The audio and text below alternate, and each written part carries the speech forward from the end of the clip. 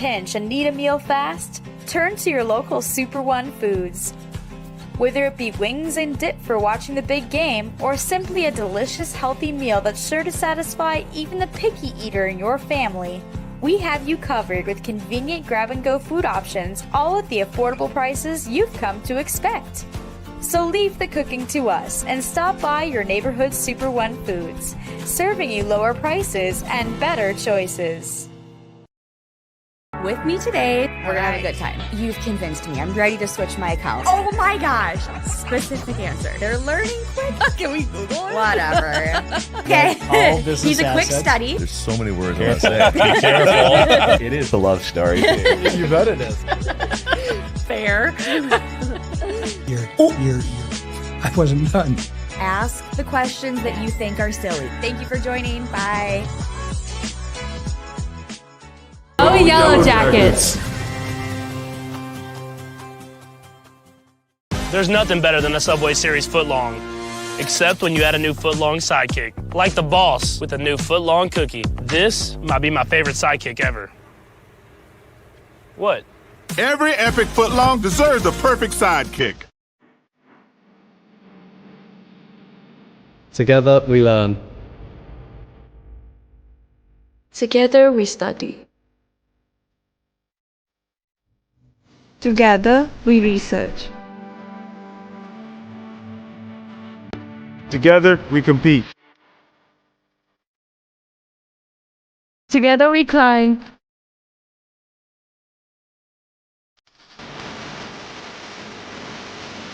Together we perform. Together we relax. Together we are a community. Together we are a community.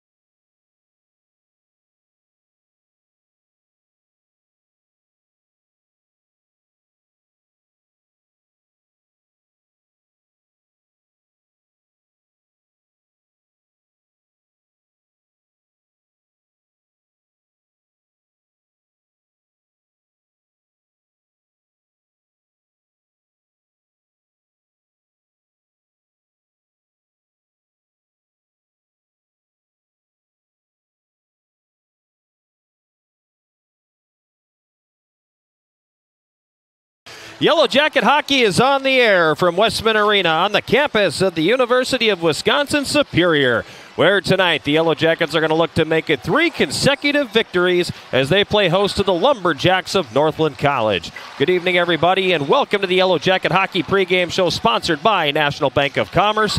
I am John Garver, and boy, it was an exciting weekend for the Yellow Jackets last weekend. Not one, but 2 games going into overtime, and not 1 but 2 overtime victories, and not 1 but 2 overtime winning goals, courtesy of senior forward Reed Stark. Gave the Yellow Jackets the opportunity to stay in the top 3 in the WIAC, and with a victory tonight, they can move into a tie for first place with UW-Eau Claire.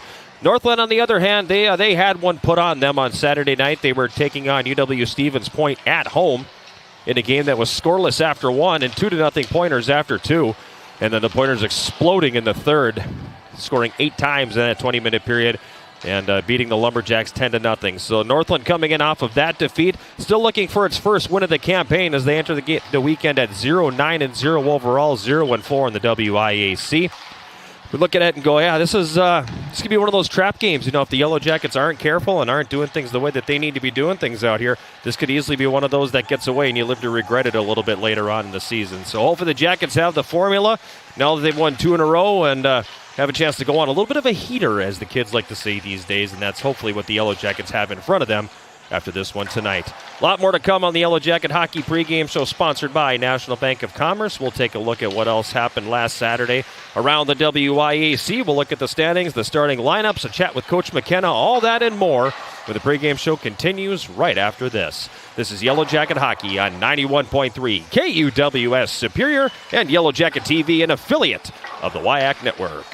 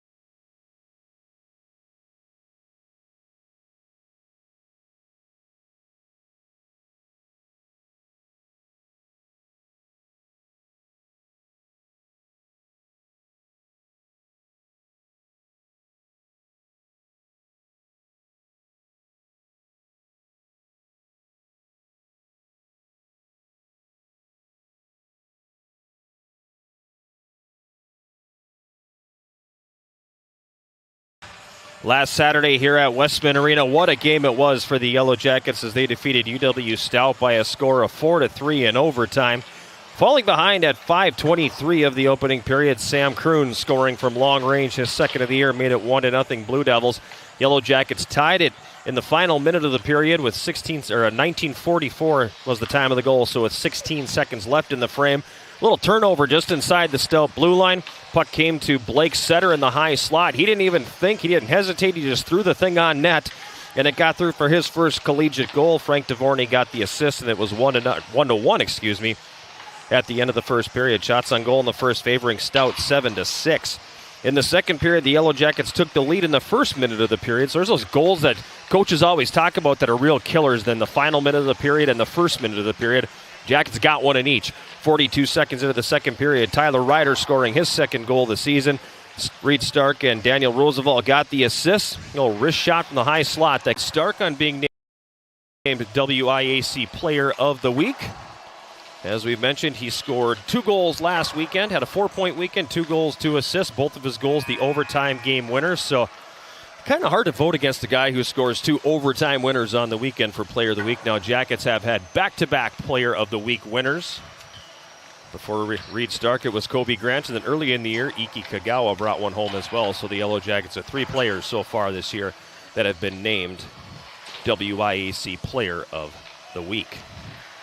Also want to make mention that the Yellow Jackets had received votes in the D3 Hockey News weekly polls. So for the first time this year, Coach McKenna's team showing up on the poll sheet. River Falls, as we mentioned last week, was number 10. They dropped down to number 15. Stevens Point, who was 15th, they fell out of the top 15.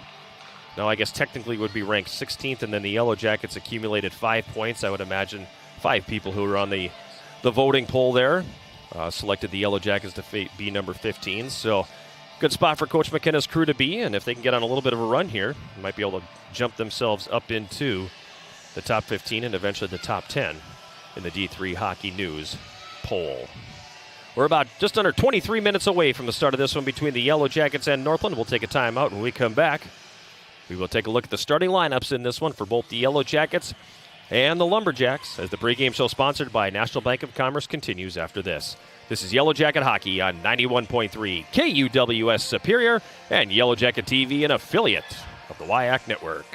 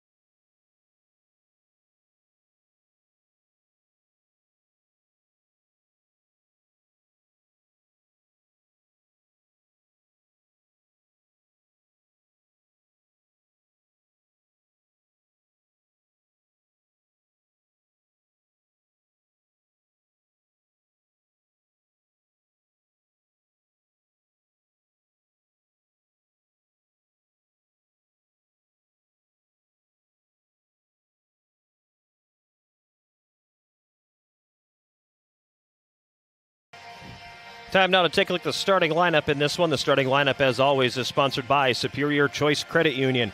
For the Yellow Jackets, it's going to be Jack Boschert getting the starting goal, the junior from Florissant, Missouri, making his 6th appearance on the year.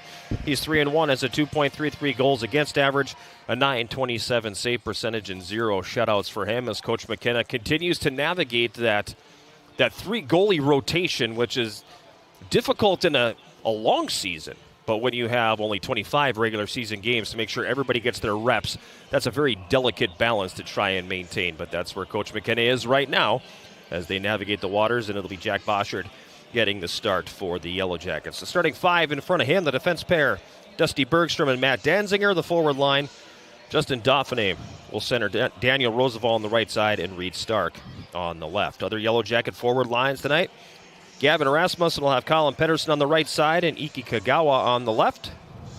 Chris Ishmael will center Austin Paul on the right wing and Trey Sauter on the left. And Alexei Yermolnik will center Gavin Watt on the right wing and Blake Setter on the left. Other defense pairs for the Yellow Jackets tonight, Frank DeVorney and Sam Brennan, Tyler Ryder and Evan Axel. Backup goaltenders for the Yellow Jackets, Kobe Grant and Jan Skorpik. And the extra skater tonight is Zach Lucier. Starting goaltender tonight for Northland is going to be Andrew Yoakum, a 5'11 sophomore from St. Louis, Missouri. So both goaltenders out of the St. Louis metropolitan area. 5th appearance of the year for Yoakum. He's 0-4, a 4.55 goals against average and an .899 save percentage. Starting 5 in front of him, the defense pair will be Sam Holy and Christian Shields, and the forward line will be Nick Johnson, centering Tristan Bear and Evan Ilkas.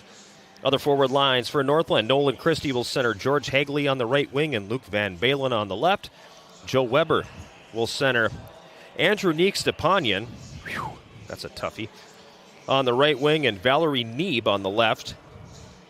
And then Logan Gallagher will center Nick Bobrowski on the right wing and I got that one wrong.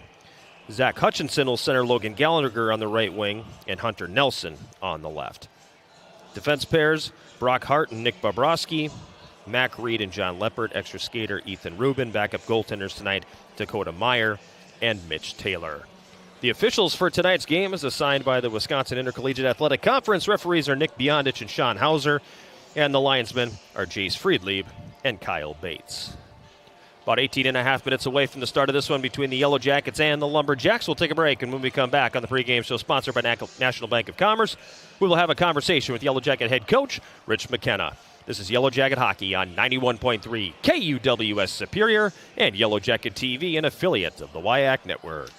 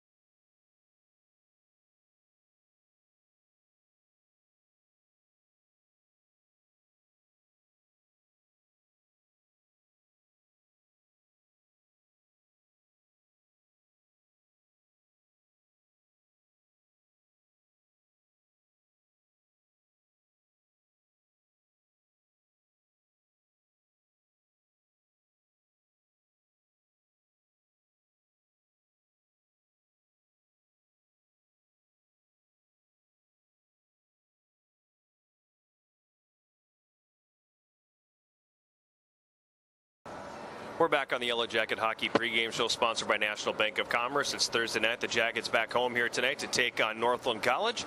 I am John Garver, and as always, we're joined by Yellow Jacket head coach Rich McKenna and Cardiac Kids coach. Second consecutive game going into overtime, second consecutive OT victory. Yep, it was a pretty resilient weekend.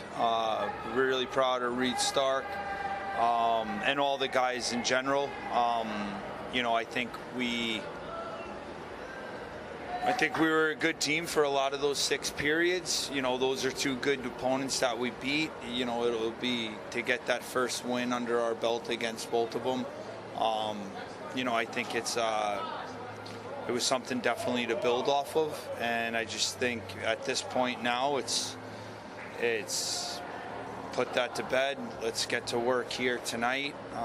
You know, we only have one more game after tonight for the first half. Let's string it together a little bit, and but definitely something to, you know, it's actually kind of nice with the short turnaround having a Thursday night game. I didn't really think about it, but like it's kind of like on to the next thing. Like that's kind of what we talked about here this week.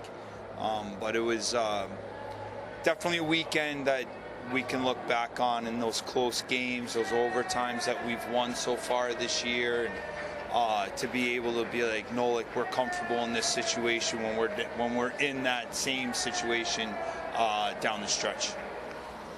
Probably the hardest game of the year to play. It wasn't one for the faint of heart. That was a game where I said it multiple times in the air, every single inch of ice was contested on Saturday. Yeah, no, Stout, you know, I got to give Stout credit. They've kind of changed their game a little bit. I don't know if it was because of how we have played them before in the past. They were ready for that, but like they punched back. They actually, I would say, threw the first punch. They were more physical than us in the first probably 5 to 7 minutes of the period. We started to get our kind of legs under us. We rolled out the same lineup, just a different goalie. First time we've done that all year, so I think different strategy, same result for us in terms of Saturday nights. But in terms of the start, but we were able to kind of get, you know, we then countered and like it was kind of never out of the fight. They ended up taking the lead. We come back. They go on the lead again, and you know it was a good college hockey game. Like again, I think it's something that we can look back on and be like, we've been here before, been there, done that. Let's go. Let's finish the deal here now. Coming from behind really wasn't this club's forte for a few years, and now this year you've won 6. 4 of them you've come from behind. Yeah, that's why you're the best in the business, Garves. But at the end of the game, I'm so mentally exhausted that I don't even think about those things. That's why you're the best guy in the league. I do. I believe in this group. I think we have a really good group, and they're saying the right things, and they're times when we're not at our best, something kind of sparks it, and. I wish we played 30 games, in all honesty. I think we could really go on a little bit of a run. I believe in this team. But that's why those losses of where we had 2-goal leads and not close the deal sting even more. Where would you be now if but that's on the negative side of things. At the end of the day, the guys got it done. We've come from behind 4 times apparently, and that's that's good. That's something, like I usually do at the end of every semester. I give you a call. Let's go through this stuff. Tell me things to tell the guys, and let's, and let's build off of that, because I'm sure they don't know all of it either. You're a guy who typically likes to throw your lines in a blender just about every single day and come up with different combinations. 3rd game in a row with that line of Dauphiné centering Roosevelt and Stark. That group seems to have a little something cooking right now. They do. In all honesty, though, I don't want to be that guy. I don't. But we only play 25 games. I can give you a game. I can give you maybe 2. If I don't, I can't give you 5. That's a 1/5 of the season that I wasted on that. And you have good players rotting then in the stands, and all, I don't. I was kind of telling the guys today. I think we found 2 lines so far in the first half. Then I don't play the other line, but they'll be going on Saturday. But again, we want to get some guys some games. We have a really good team.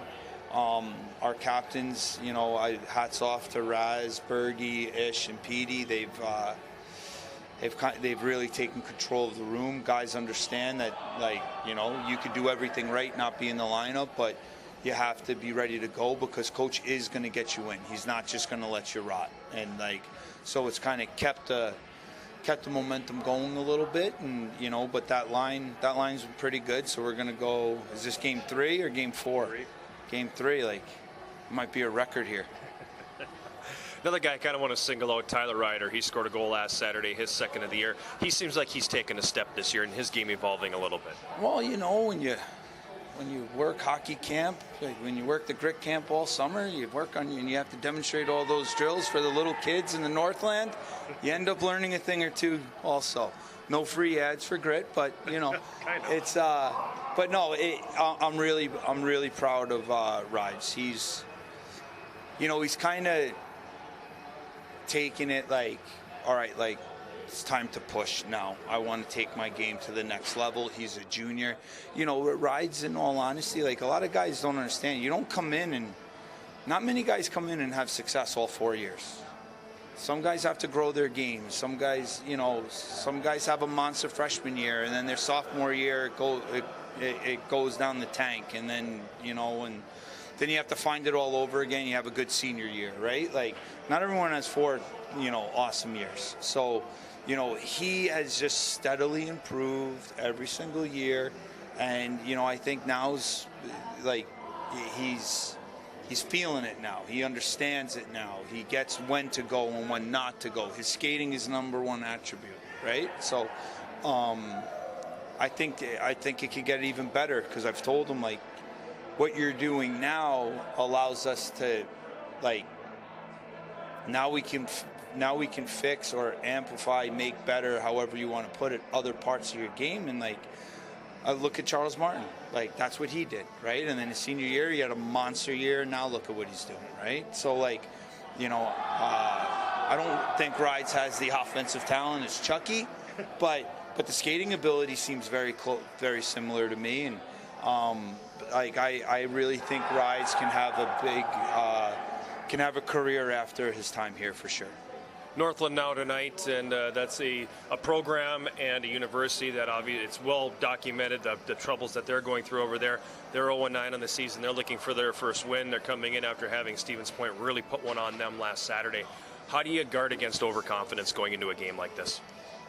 Well, if they haven't gotten that message yet, I don't know. Like that's kind of has been the message since Monday. It probably first brought to their attention after Saturday night's overtime win.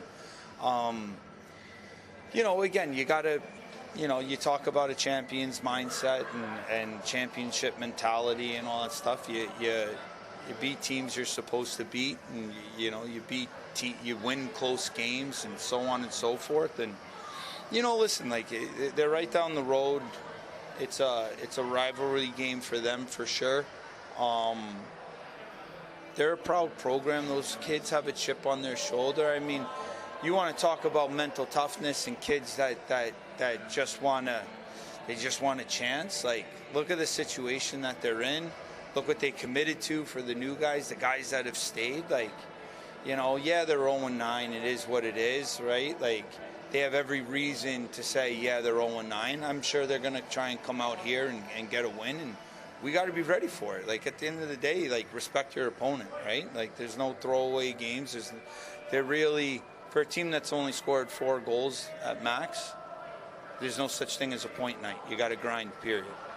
Thanks a lot, Coach. Good luck. Real quick, though, got to shout out the American Legion in Greenwood Lake. Start night tonight. Love you guys. Love you, Pops. Thank you for tuning in, and love you guys, and we'll see you guys soon.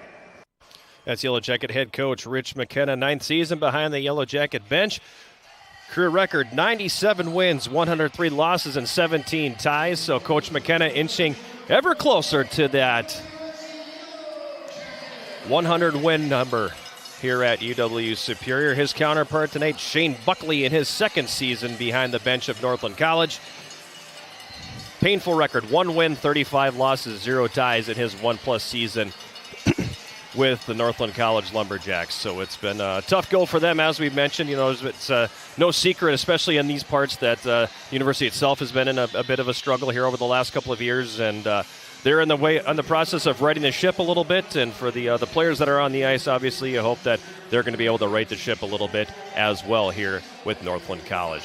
That's going to do it for the Yellow Jacket Hockey pregame show, sponsored by National Bank of Commerce. When we come back, we will have the opening face-off between the Yellow Jackets and the Lumberjacks. This is Yellow Jacket Hockey on 91.3 KUWS Superior and Yellow Jacket TV, an affiliate of the WIAC Network.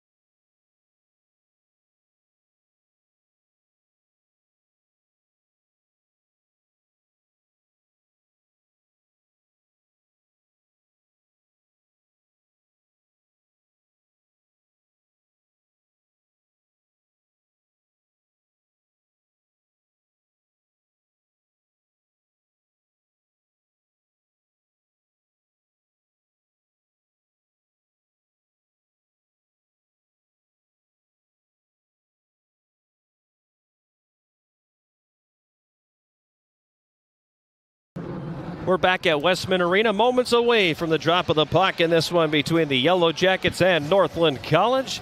I am John Garver, proud to be joined now by Jason Roan, and thanks for getting out and making the trip over here this evening on arguably the coldest day of the year. And, you know, I'm amazed there's anybody in the building, to be honest with you. It's been that cold. If I didn't have to be here, I probably would have stayed home too. Yeah, 14 below when I walked out to the car this morning, and then only 1 below when I walked out to the car tonight, so it felt like a little bit of a heat wave, actually. It's not the heat, that's the humidity that gets you, right? Fresh 20 minutes on the clock here. The Yellow Jackets and the home gold sweaters will be attacking from left to right here in this opening period of play. Justin Dauphiné stepping in to take the faceoff for the Yellow Jackets against Nick Johnson. And we are underway here from Westman Arena with Northland winning the opening faceoff. The opening faceoff, as always, is sponsored by Barker's Island Inn, Northern Wisconsin's Island Getaway. And 8 seconds in, we have our first stoppage in play as the Lumberjacks ice the puck. So faceoff coming up here deep in the Northland zone to the right of starting goaltender Andrew Yoakum.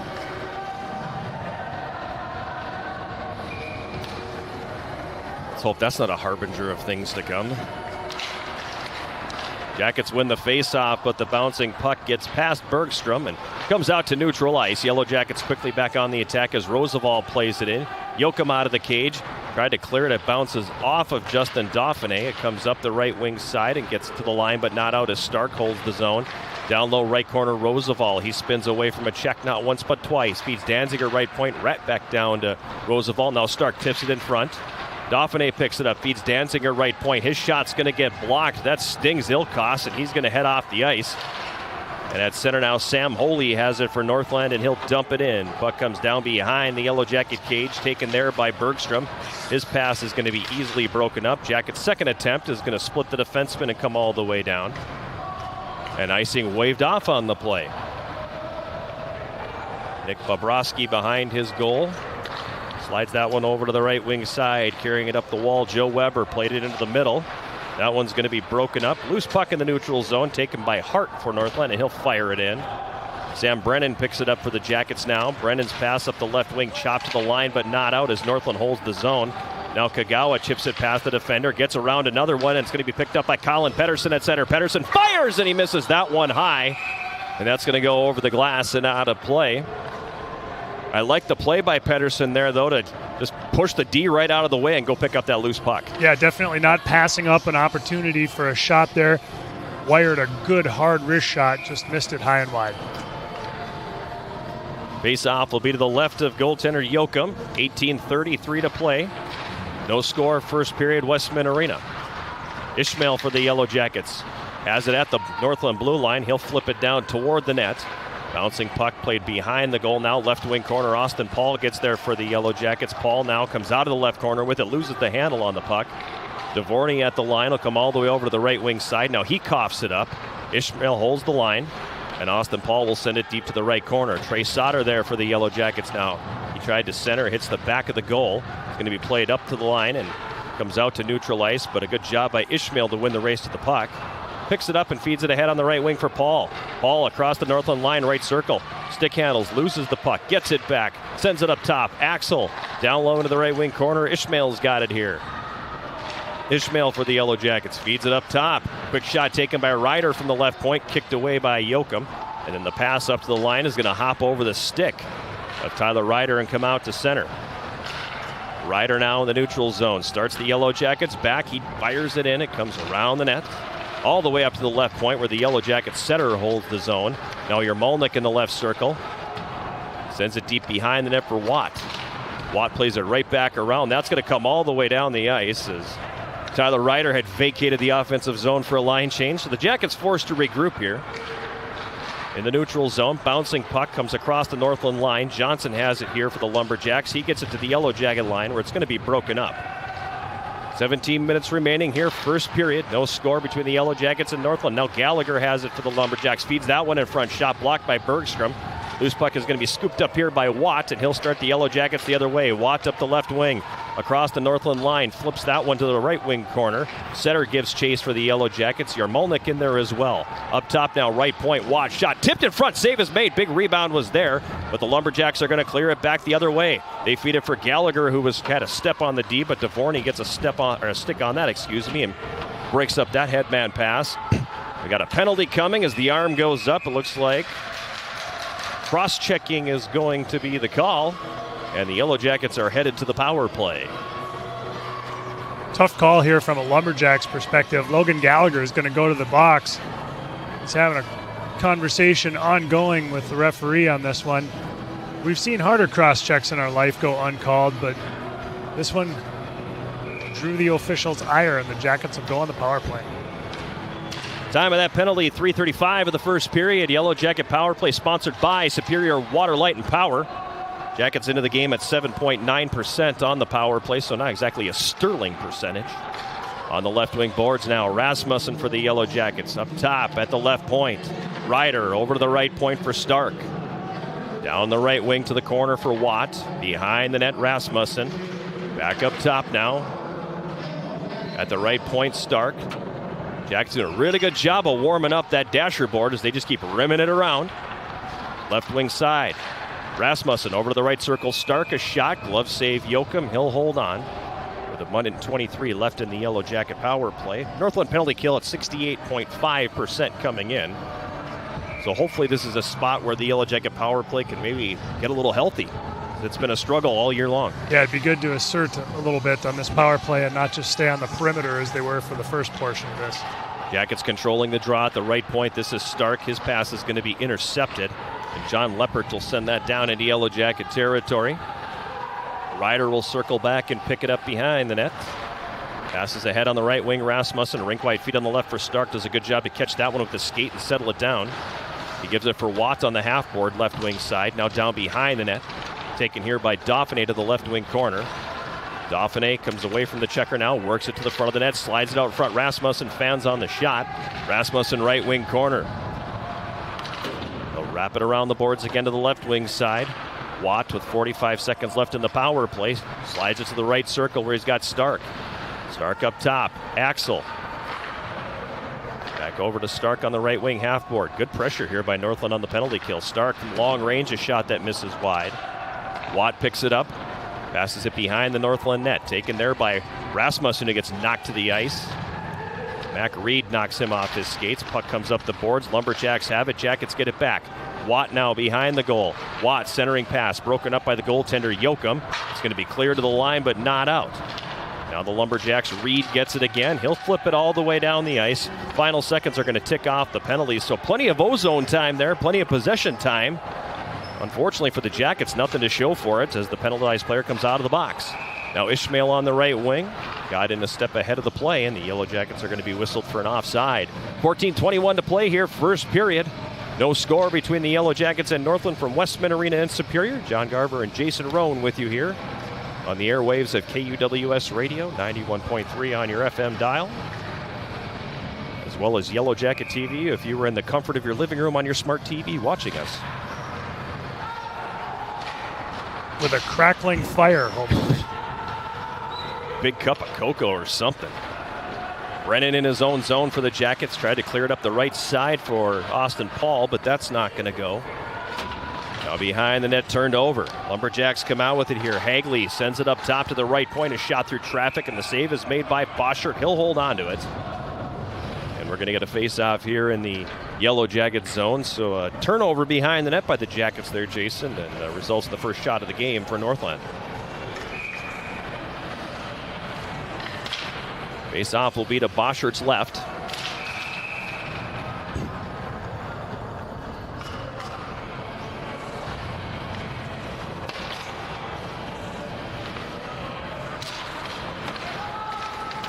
Controlled by the Yellow Jackets. Danziger circles his net and speeds up the right wing side. Across the red line, he dumps it in, giving chase Lucier for the Yellow Jackets now. Feeds Watt, right circle, quick shot hits the outside of the goal. Watt on the right wing side again. Throws that one to the front of the net.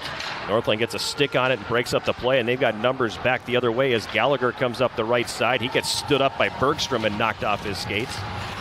Now the puck behind the Yellow Jacket net. Yermolnik's got it there. Up ahead on the left wing for Lucier. He'll chip it ahead. Yellow Jackets will change the forward line as Bobrovsky back the other way for Northland. Puck comes back down behind the Yellow Jacket net once again. Taken here by Bergstrom, and he'll flip that up the right wing. Puck's going to come all the way down. Icing waved off, so the Jackets will complete the line change here. Now here's a steal. Kagawa right circle, fires. Joachim the save. Watt the rebound. Joachim the save on that as well. Check that. That wasn't Watt. That was Pettersson who got that rebound. Loose puck behind the Northland goal. Digging away for it, Rasmussen. He comes out with it now. Rasmussen left circle. Rasmussen stick handles. Now leaves it. Ryder carries down the left wing boards. He's stapled to the wall in the corner. Pettersson digs the puck free.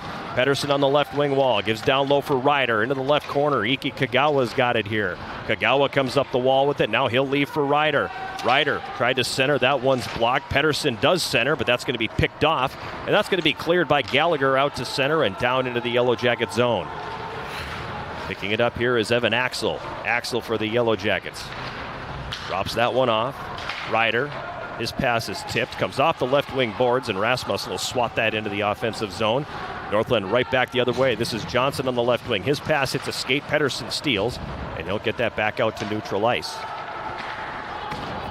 Rubin from center dumps it in for the Lumberjacks. Behind the Yellow Jacket net, Brennan for Ryder. Up the left side for Stark. His pass into the slot. Dangerous kind of pass there. Intercepted, but the Jackets able to recover and send it back the other way. In the neutral zone. Stepanyan dumps it back into the Yellow Jacket end of the ice. Now it's Sam Brennan. Brennan's pass ahead off the skate of Dauphiné. Bouncing puck at the Yellow Jacket blue line. It'll go off a glove up into the Yellow Jacket bench. And we'll get a face-off here in the neutral zone. 11:39 remaining here in this opening period. Yellow Jackets and Northland scoreless from Westman Arena in Superior. Kind of a ho-hum first 8.5 minutes here, Jason. Double trap game here. Playing on an odd night on a Thursday and then playing an opponent that still hasn't won yet. Definitely a setup here for UWS. They're going to have to find some ways to manufacture energy. Behind the net now, Bear's got it for Northland. He tried to center. That's going to be broken up. Tristan Bear comes up to the right point. Taken there by Shields and sent all the way down. Now it played back up top left point. Holy takes the shot. That's blocked by Roosevelt. He goes to clear. Gets it ahead on the right wing for Stark. Stark across the Northland line. Cuts it to the middle now. Fires from between the circles, and Joachim makes the save. He's going to hang on to that, and the face-off will come here in Northland College territory. I like how Reed Stark cut to the inside there, tried to get to the slot and take that shot. That was one thing we saw on the power play. Everybody was very content to just stay on the perimeter. Nobody was really making themselves a threat. Sauter from the right corner works it to the front of the net. Takes the shot. He hit the post. Sauter worked his way out of the right corner, got to the top of the goal crease, and then hit the left post, inches away from his first collegiate goal. In the neutral zone, Ishmael for the Yellow Jackets has it on the left wing boards. His pass blocked by Gallagher. It comes free to Danziger, who blows a tire inside the Yellow Jacket line, but he stays with the puck. Sends it ahead on the right wing, Austin Paul. Paul now ahead for Ishmael. Tried to go out front for Sauter, but that was blocked by the sliding defender, Brock Hart. And the Lumberjacks will clear it back the other way. Gallagher on the left wing. Throws it all the way over to the right for Mac Reed, and he'll send it down low. Excuse me. Picked up there by the Yellow Jackets. Bergstrom ahead on the right wing. Paul tips it ahead for Ishmael across the line. Cuts to the middle. Gives it back to Austin Paul. A shot. Joachim makes the save. And he's going to drop down and cover that one up. Mentally, I was telling Chris Ishmael to shoot, but he actually made a really good play there. And Austin Paul probably ended up with a better shot. Yeah, good opportunity there for the Yellow Jackets. And again, going to the net with the puck. Like to see that. Shots now 6-1 favoring the Yellow Jackets here with 10:14 to go in this opening period. Lucier takes his man to the boards in the right corner. Yermolnik digs that puck free. Setter in there as well. It comes to Lucier right circle. A quick backhand shot is going to go over the top of the net. Now Setter from a sharp angle, a shot. Joachim makes the save. Puck played over to the right wing corner. Yermolnik gets it there. Up top quickly to Axel at the right point. He mishandles the puck and is going to come back out into the neutral zone. Going to kick around that center circle for a moment, and now Yermolnik gets it back. Moves it ahead for Axel, who flips it in on goal. That'll be snared out of the air by Joachim, and he's going to hang on. And we've got a face-off coming up here in the Northland zone. 9:43 to go here, opening period. No score between the Yellow Jackets and the Lumberjacks. Yes, no score. And I think everybody who saw last Saturday's score goes, oh, Point put 10 on these guys. One, I think that was maybe a little artificial. An 8-goal third period, that just doesn't happen. And then two, this does have a feel of it's only a matter of time because the Jackets are generating some really nice chances right now. Yeah, especially in these last 3 or 4 shifts where UWS has taken the puck to the net. They've created some great opportunities. One thing that's a stark contrast between the Yellow Jackets' last opponent and their opponent tonight is the lack of physicality. And it's not so much a matter of big hits, but just little things like UWS is maintaining position, body position on all the loose pucks. UWS is able to hold checkers off and make plays. Northland College isn't finishing checks as aggressively as Stout did last week. Definitely a far less physical opponent than the Yellow Jackets faced last week, and hopefully UWS can continue to just kind of lean on the Lumberjacks and create more chances in tight as a result of that. We haven't seen anybody all year who finishes checks the way Stout does. Jackets win the face-off. Brennan at the right point. Gets it on the backhand and plays it deep. Pettersson centering pass. Kagawa, nifty move, and he scores! Oh, what a slick move in the slot by Iki Kagawa.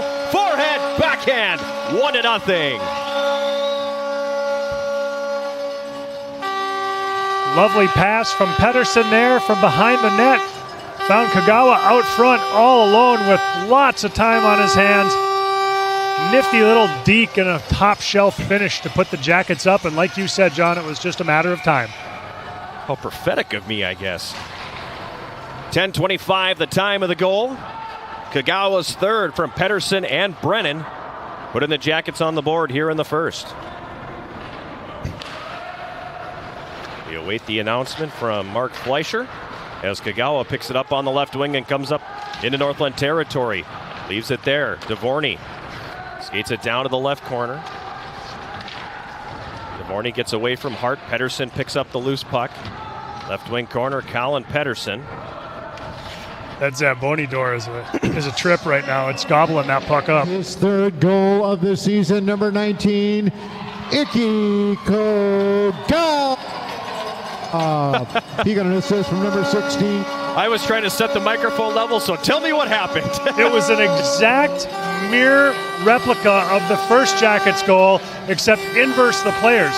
This time it was Iki Kagawa with the great centering pass from behind the net to Pettersson, and Pettersson finished it off to make it 2-0. Well, all right then. I just looked down on the unit here to set the microphone level so we don't blow people's ears out.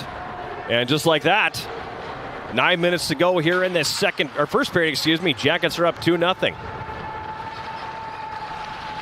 Kagawa gets the lone assist on the goal by Pettersson. The second goal for your Yellow Jackets, his first of the season, fourth of his career, number 16, Colin Pettersson. He got an assist on the goal from number 19, Iki Kagawa. So Kagawa with the lone assist on that goal. 2-point night for him so far, 2-point night for Pettersson. Jackets up here by a score of 2-0. Puck is in their zone, however. Now Dauphiné will scoop it up and feed it for Stark. Stark on the left wing. Gets it to the line, but no further. Lumberjacks pick it up, and Leppert will start it ahead. He'll cross the red line and dump it in. Puck comes down behind the Yellow Jacket net. Comes round to the left wing side, Trey Sauter had it there. Sauter tried to carry out of the zone. That's not going to go. Now Ryder over to Axel on the right side. Ahead, Austin Paul on the right wing. Ball comes off the boards, carries it to the middle, and Ryder's going to dump it in. Puck's loose behind the Northland goal. Sam Holy is going to pick it up there. Holy for the Lumberjacks throws that one ahead into the neutral zone for Hagley. He comes across the Yellow Jacket line. His shot blocked in front. Ishmael scoops that one up, and he'll flip that all the way down the ice. Just misses the net. And that's going to be an icing call on the Yellow Jackets by a millimeter. It's close. Got a little bit of the outside frame of the iron there. Challenge now for UWS becomes staying sharp in the defensive zone, especially for Jack Boschert, who hasn't, he's seen one shot on goal in the first 13 minutes of action here. He's got to be sharp when that next one comes, even if it's been a long wait. Ishmael in his own zone for the Yellow Jackets, feeds that one ahead, just out of the reach of Austin Paul.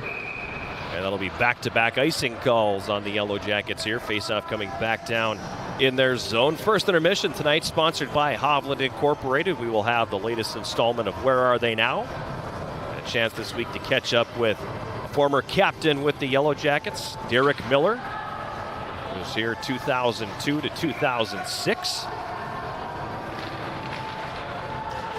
Good comments with him, and a guy that's carved out a pretty nice career in hockey for himself. Catch up with Derek during intermission number 1. Jackets dump it into the Northland zone and peel off for a change now. They intercept the clearing pass, and Brennan will dump it back in. Brockhart behind his goal. Over to Bobrovsky on the left side. Rink wide on the right for Weber. Weber's pass is going to be picked off by Alexei Yermolnik now. Yermolnik ahead on the right wing for Watt. That pass behind him, and that's going to be an icing call as well. Credit to Yermolnik there for good details, coming back on the back check through the middle of the ice with the stick in the passing lane. He's able to intercept that pass and turn it back the other way for the Yellow Jackets. Yellow Jackets in scoring first, by the way, on the season are 2-2. So this is the 5th time in 11 games that they have scored the first goal. Setter for the Yellow Jackets tips it out into the neutral zone. Watt giving chase. Ilkos wins the race to the puck. In the neutral zone now, the Yellow Jackets do take control as Brennan flips it to the right corner. Setter giving chase. Wanted to put that one behind the net for Watt. That's not going to go. On the right wing side, Yermolnik sends it deep for Setter. Setter in the right wing corner. Comes up the boards with it now to Brennan right point. He throws it deep. Watt behind the goal. Tried to stuff it in on the right side, but the Lumberjacks take that one away. Now Yermolnik on the left wing into the slot for Setter. It goes off his stick and comes to Brennan at the right point. He'll dump it down low. As we pass the 14-minute mark of this opening period, Yellow Jackets with a 2-0 lead. Puck played ahead at center. Nick Johnson has it. Johnson for the Lumberjacks. Gets to the Yellow Jacket line and sends it in. Comes around the net. A goofy hop back there, but a nice job by Brennan to settle the play down. And now Brennan will step on it for the Jackets and come to center. Nifty move to get around one man. Brennan across the line. Feeds Kagawa in the slot. Fires, and a save made by Yoakum. And he's going to hang on to that. But a really nice stick handling move by Sam Brennan in the neutral zone to undress a defender and give Iki Kagawa a good scoring opportunity. Yeah, not what you expect from a freshman defenseman to come dangling up the ice into the offensive zone, but he did just that. Gave Kagawa a nice feed there. Why not? You can expect that. I'd like to see it for sure. At center, Gallagher's pass broken up. Comes down into the Yellow Jacket zone. Lumberjacks have to tag up, and they do. Pedersen picks it up, beats Danziger, who makes a nifty move, and he'll carry up to ice. 3-on-2 for the Jackets across the line. Shot from the right circle by Danziger, gloved by Yoakum. He'll hold on. And we're going to get a face-off here once again in the Northland zone. Shots now on goal, 12-1. Shots attempted, 19-4. The Yellow Jackets with the 2-0 lead. Those statistics all tell the story of how this one's been so far. Yeah, the ice definitely tilted here in the opening 20.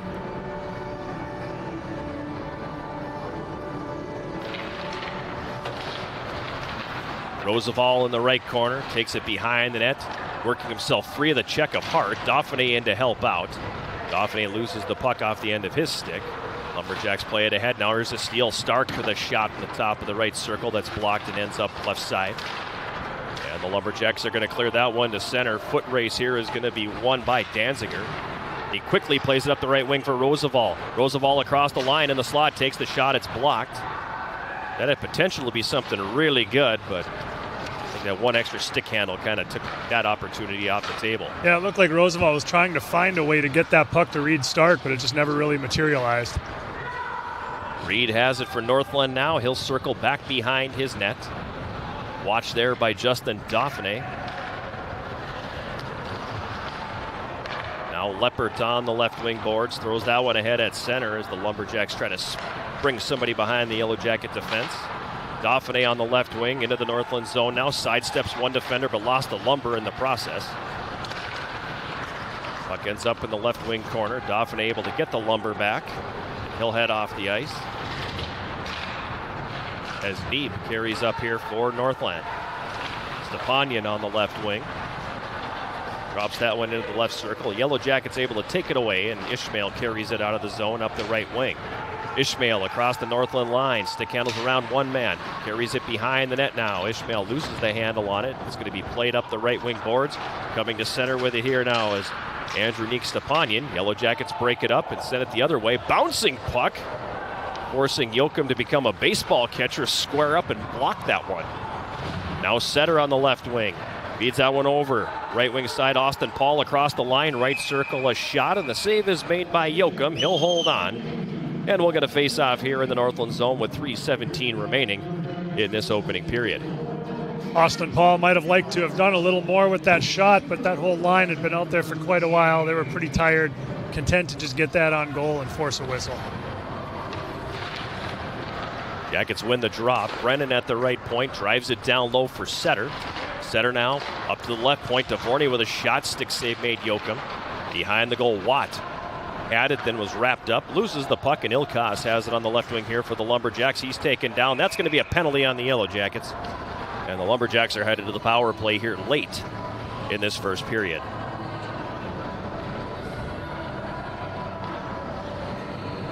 Alexei Yermolnik will head to the penalty box for tripping.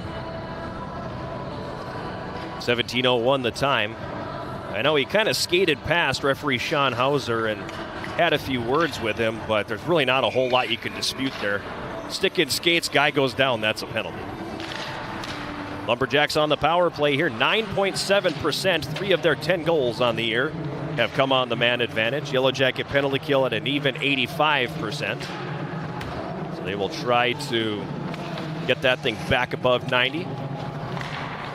Puck in the left wing corner, Yellow Jackets zone. Weber carries it up the boards. Now he'll leave it on the left wing for Hunter Nelson. Up top, Brock Hart takes the shot. That's blocked by Pedersen. He'll slide it ahead for Dauphin. Check that. He's going to keep it himself. Now Pedersen loses it at the line, and the Lumberjacks back. Nelson carries to center, crosses the Yellow Jacket line on the right wing. Danziger closes on him, and then that pass will come out to the neutral zone. Hart will back it up to his own line. Throws it ahead on the left wing for Weber. He'll go rink wide on the right. Van Balen there. Yellow Jackets break it up. Now Nelson, left circle. He mishandles. Yellow Jackets Rasmussen pokes it away. Taken here by Nolan Christie for Northland. Down behind the net, right corner, Van Balen. Up top at the right point. Back down the boards. Van Balen on the right half board. Passes that one up top for Neeb at the right point. Walks, fires, and a glove save made by Boschert. He'll hold on to that with 50 seconds left in the minor to Alexei Yermolnik. 1:49 to go here in this first period. A 2-0 lead for the Yellow Jackets. Jason, you talked about it earlier. That thing was probably going to go wide, but good for him to feel the puck again. Right, exactly. I mean, it's been a long time since he's felt the puck. He tracked it well there, even with big 6'4" Nolan Christie right in front of him. Jackets get control of the puck on the left wing, and Ishmael will backhand that one down into the Northland zone. 40 seconds left in the power play here for the Lumberjacks. The Yellow Jackets up 2-0. Scoring twice in a span of 39 seconds midway through this period. Leppert on the left wing across the red line, dumps it into the Yellow Jackets zone and puts it up into the netting. That'll be a neutral zone face-off. Late here in this first period.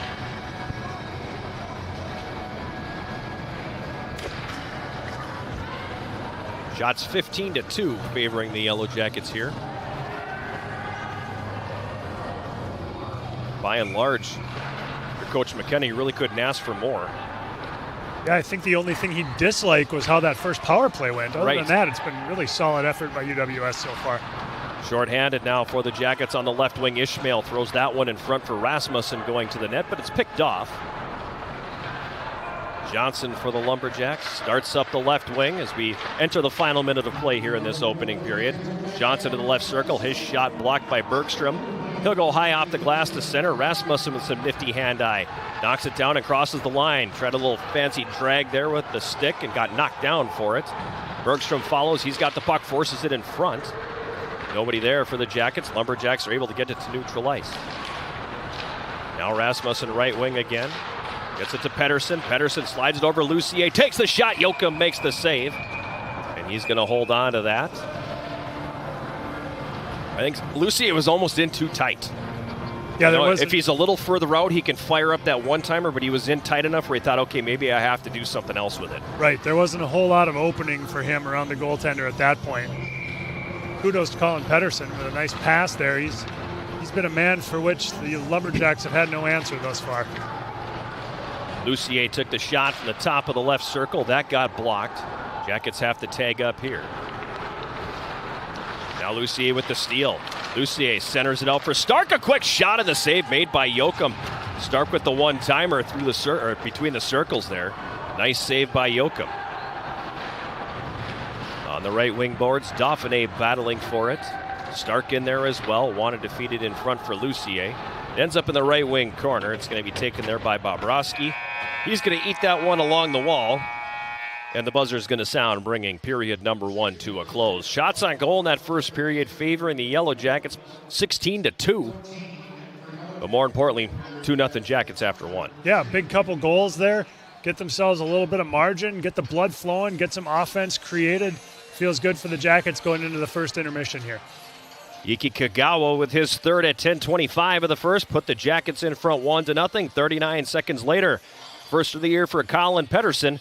And the Yellow Jackets lead after 20 by a score of 2-0. We're going to take a timeout, and we'll come back with our first intermission sponsored by Hovland Incorporated. The latest installment of Where Are They Now, featuring former Yellow Jacket captain Derek Miller. This is Yellow Jacket Hockey on 91.3 KUWS Superior and Yellow Jacket TV, an affiliate of the WIAC Network.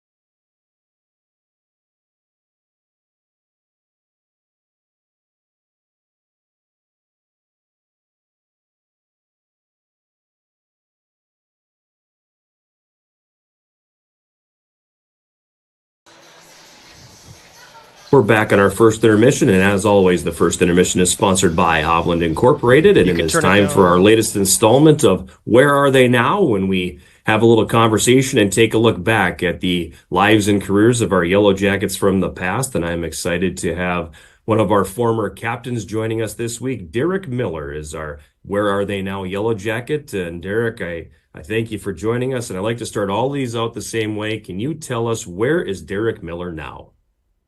I'm living in Ottawa, Ontario, Canada. And I know up in Ottawa, you got yourself into, I don't want to say personal training, but like hockey skills training, I believe. Is that's the career path you went to? Well, it was. So I did move here for a hockey job. I did do that for the first 15 years I was here. But the last 4, I changed paths a little bit. So we've young, growing family, caused a few changes in life and meant to change in career at the same time. It's amazing how that happens. So let's talk about the family a little bit. What does the Miller family look like?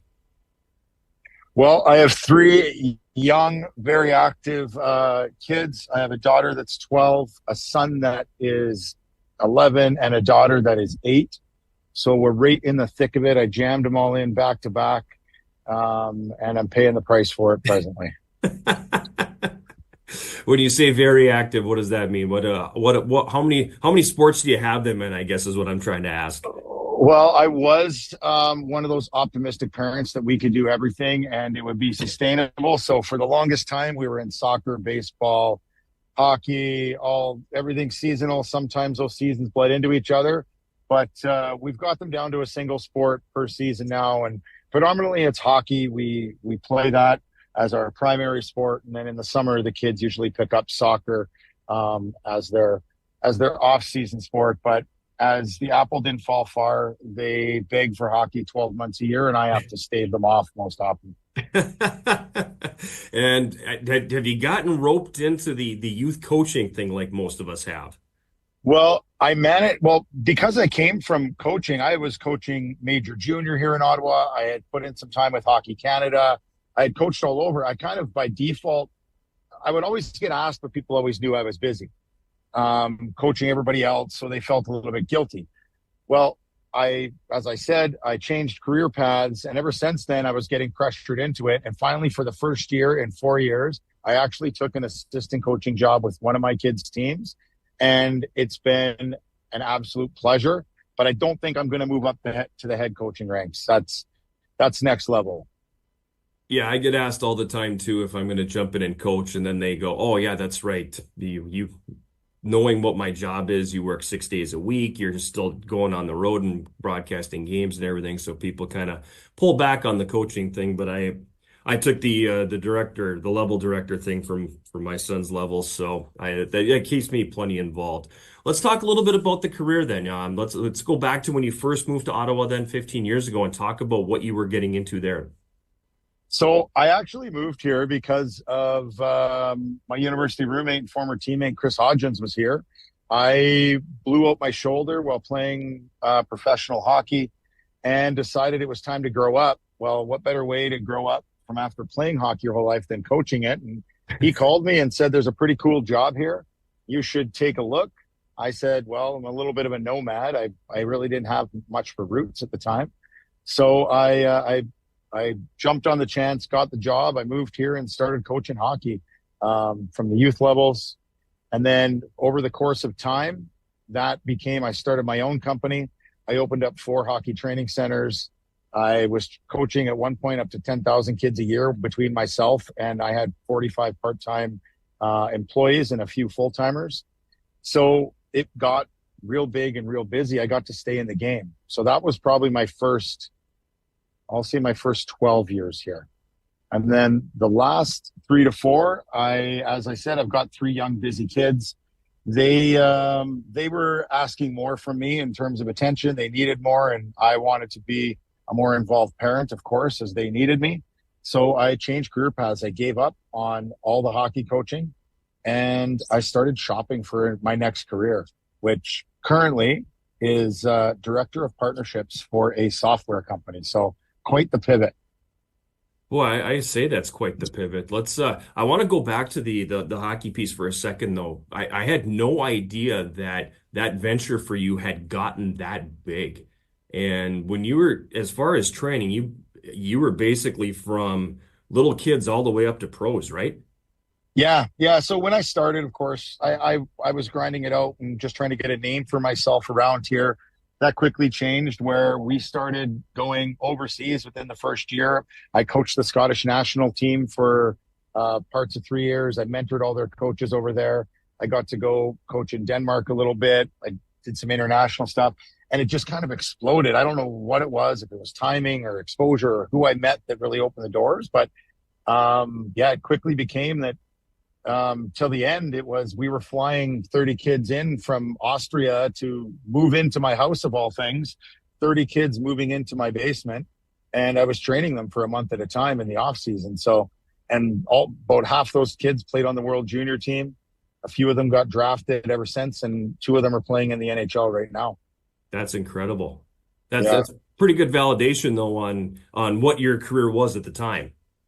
Yeah. And it was tons of fun. So I always say the reason why I kept coaching was, one, because I never wanted to quit, but my body started telling me it was time. But I always thought, okay, I've got a lot of great coaches in my day, and I'll say I've had some ones that weren't as great, but I want to give the kids and kind of bring together kind of what can be the best coach. And then it just fed my soul. I was getting more from it than my athletes were, because we've talked before about what just those aha moments the kids have, where they have some success. You see them achieve something, they come back to you on the bench and they're like, I did it. Yep. And no matter if that's from a 5-year-old learning to stop, or it's from a major junior or NHL player pulling off a little toe drag and a quick wrister across the grain back far side of the net, you're like, yes, that aha moment still exists at all levels. And that just feeds my soul. And maybe in its own way, it fed my ego too, because I was able to help them. Sure. So then let's talk about the new gig now, because you said quite a pivot. Yeah, it really is. So how has that been going for you? So it's actually, everybody asked me that because it was such a change of pace. But what I say is I don't hate it. So if you don't hate your 9-to-5 job, I think you're probably in a pretty good place. I don't think everybody can be idealistic and say they love their career. It's so amazing.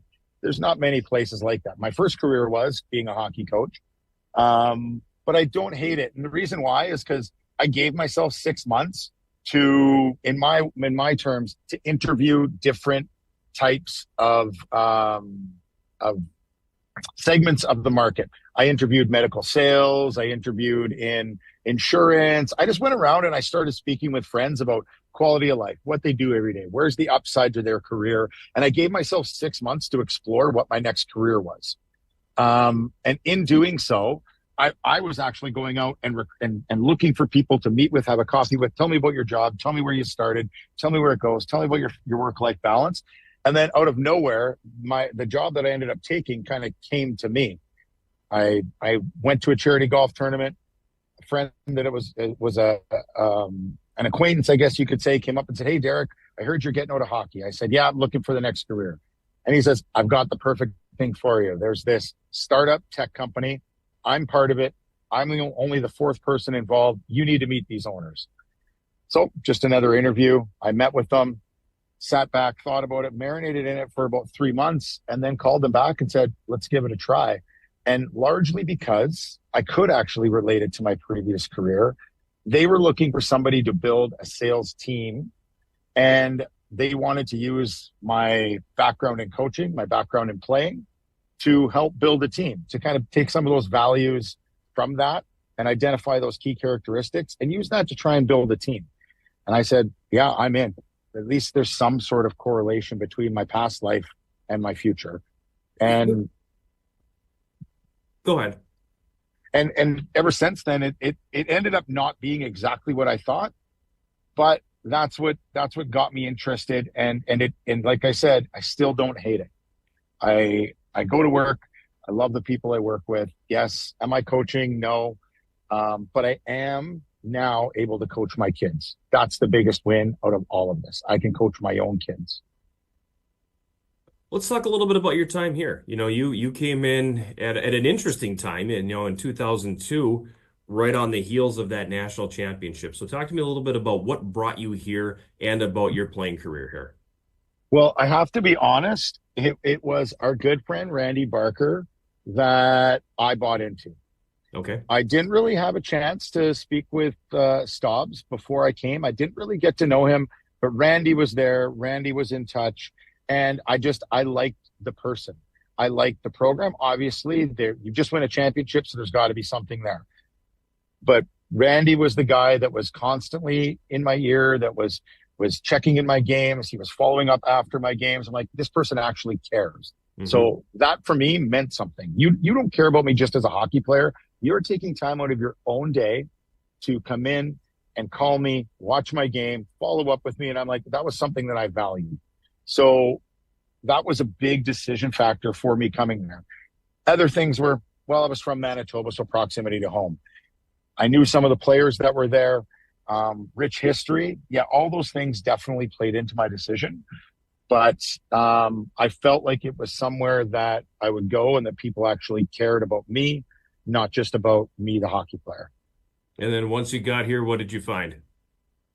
That exact thing, like the group of guys I came in with and the teammates around, like they're still lifelong friends. We still have group chats going on where we're communicating sometimes every day, every other day. I was just out in California visiting with Mike Bickley. Then I was trying to coordinate with Bo Moyer here 2 weeks ago in Ottawa. I see Mike Wiggins whenever I go down to Toronto myself. I still connect with these people and I still see them. So those bonds, it was the right place for me because I still maintain those friendships and those connections today. So Derek Miller, who was really good to catch up with him, and he was he was part of one of my favorite moments going back to 2006 when the Yellow Jackets won the Peters Cup at St. Norbert. He was the team captain of that group, a team that I don't think most people, pundits, didn't think was going to really accomplish anything, and then they go and they win the NCHA playoff and qualify for the NCAA tournament. And I can still see him getting that Peters Cup trophy on the ice at St. Norbert, and the excitement in him and the excitement in all of those guys. It was really, really cool it was just a really cool moment. And to be a part of that with a guy like Derek was really, really cool. So good to catch up with him, and fascinating career trajectory when you get a guy who is training thousands of people and having 4 different centers and 45 employees and all of this, and now is peddling software. Definitely a testament to seasons in life and how different seasons in life, different things can become a priority, and you can certainly hear that in his story. Yeah, so he, because he was one of those guys that I wasn't sure was ever going to get out of hockey. He was going to stay in there because he was having so much success with it. And then, it's amazing what happens when families come along and you kind of have to reevaluate things. And I had a chance for the second intermission today. We have a 2-parter here, so I'll play one today and one on Saturday. But I had a long conversation with Tim DeRozier, who is the longtime radio Vox for St. Norbert College, and a good friend. And he and I hadn't talked in quite some time, so it was really good to catch up. And one of the questions I asked him toward the end of it is, he started with the Green Knights in 1993. So he's been going for 31 years, and he's got several pieces of jewelry that he has on display as their broadcast voice. And so how long are you going to do this? And, he's like, I'm not really sure. But one of the things that struck me was part of his answer was, I'm concerned that if I stop, it's going to stop. And the value that we bring to the parents and the families that aren't here and can't be at every game, I'm concerned that that's going to go away. And it's like, I have one, that's part of my concern too. Certainly it'll evolve into where you're no longer doing road games, but interesting conversation with him, and we'll have part of that in intermission number 2. Period number 2, however, is underway. Yellow Jackets attacking from right to left. Danziger with a shot from the high slot that'll be deflected up over the glass and out of play. Shots on goal in that opening period favoring the Yellow Jackets at 17-2. So 2 saves for Jack Boschert and 15 at the other end for Andrew Yoakum.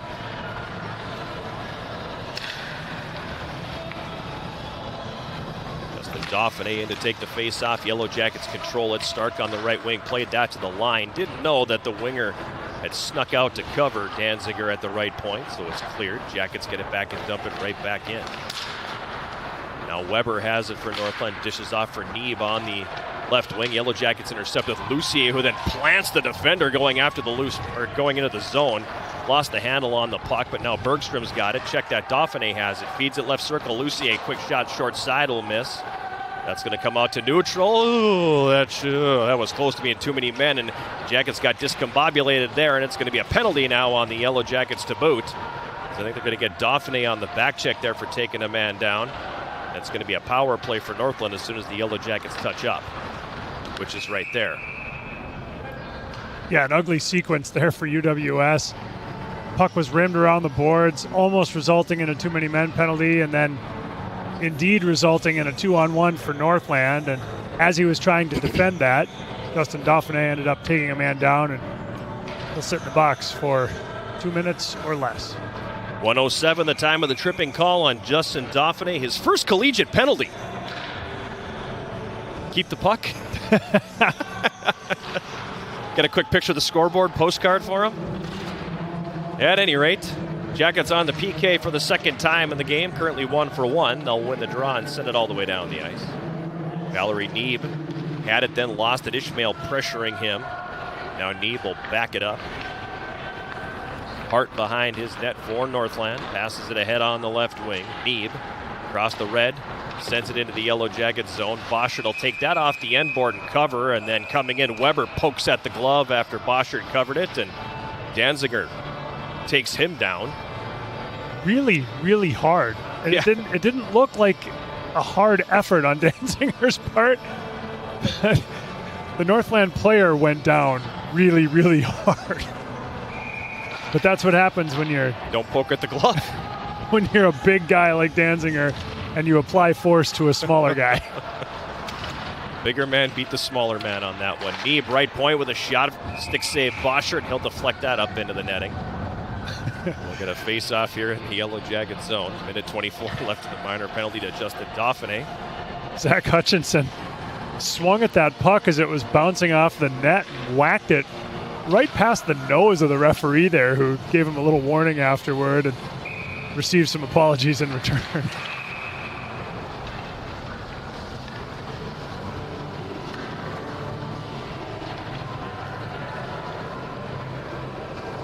Face-off will be to Boschert's right. Controlled here by the Lumberjacks. The shot taken by Neeb. He's going to miss wide of the mark. Left wing corner, Yellow Jackets zone. Weber bumped there by Bergstrom. Bergstrom trying to poke it loose. It does come free now, and Ryder's got it here, and he'll go high off the glass all the way down the ice. Yoakum will set it up with a minute to go in the power play here for Northland. Yellow Jackets up 2-0. 17 3/4 minutes to play here in the second. Tip of the cap to Doc Emmerich with the 3/4 minute reference there. That's going to come all the way down and be an icing call on Northland. Good kill so far here for UWS. Haven't even given up anything really remotely threatening to this point, and now they get an offensive zone faceoff.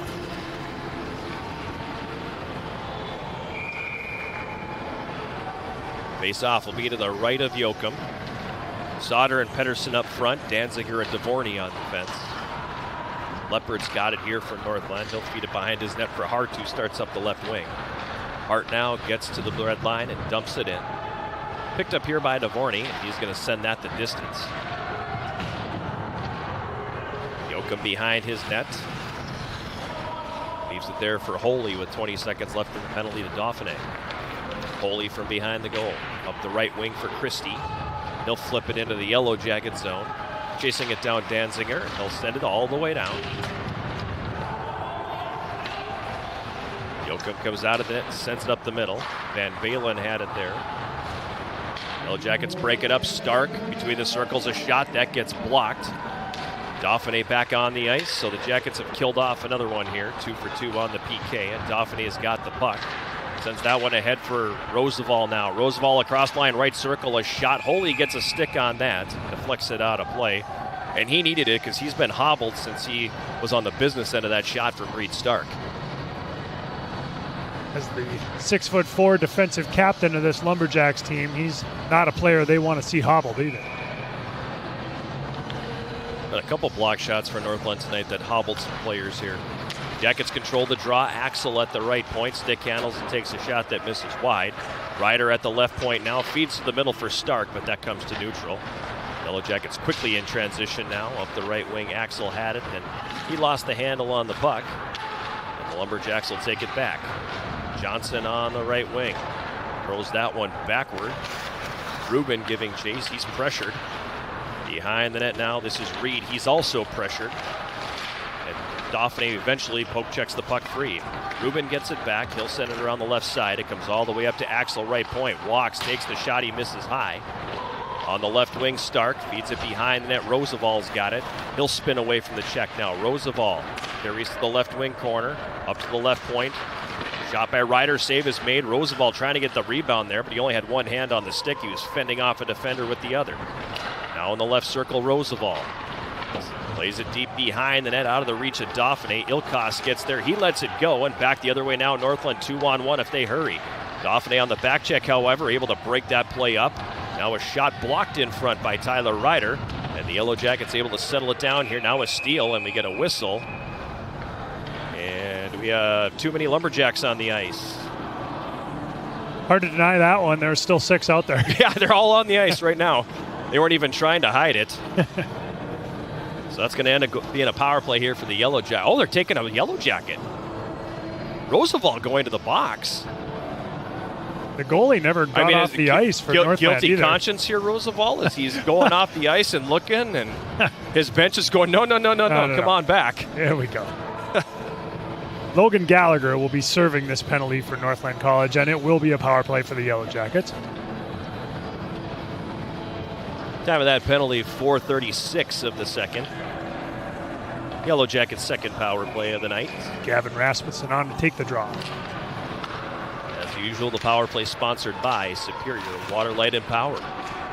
At the right point, Ryder walks, fires, Yoakum the save, no rebound. So too many men on the ice for Northland, and that just, it continues. I don't know if it's a point of emphasis, if officials aren't giving you as much. I mean, that one's a no-brainer because there was literally 6 skaters on the ice. But I've never seen this many. Pretty much won a game. Ryder up top, right point start, back to Ryder, right circle, takes a shot, save, big rebound was there, and it's going to pop up in the air and come right back to Yoakum. He'll hold on to it. And as we mentioned earlier, the Yellow Jackets could have been called for one. Maybe the only reason they didn't is because the officials could sense it was going to be a 2-on-1 for Northland, so they just let it play out. That and the guy coming on the ice didn't touch the puck. True. I mean, that was the number one key. He was in the neighborhood, but he didn't touch it. On the boards, Dauphin falls down, gets it up to Rasmussen. Now right circle. Stark wanted Watt off the left post, but he gets a stick on it, but tipped it into the corner. Now up top for Ryder. That pass from Rasmussen was a rough one, and it comes all the way to neutral ice. Up the right wing boards now for Stark. It's poke checked off his stick, and Northland's going to send it all the way down. Boschert out of the net, wraps that around the left wing boards. Nobody in a gold sweater there, however. So Northland will dump it deep. Yellow Jackets will regroup as Ishmael carries it ahead. Ishmael now up on the right wing. He's that one for Axel. Back down right corner, Ishmael. He's going to come out of the corner with it here. Nice move to feed that one across for Kagawa, but the pass just misses. The Lumberjacks will send it all the way down.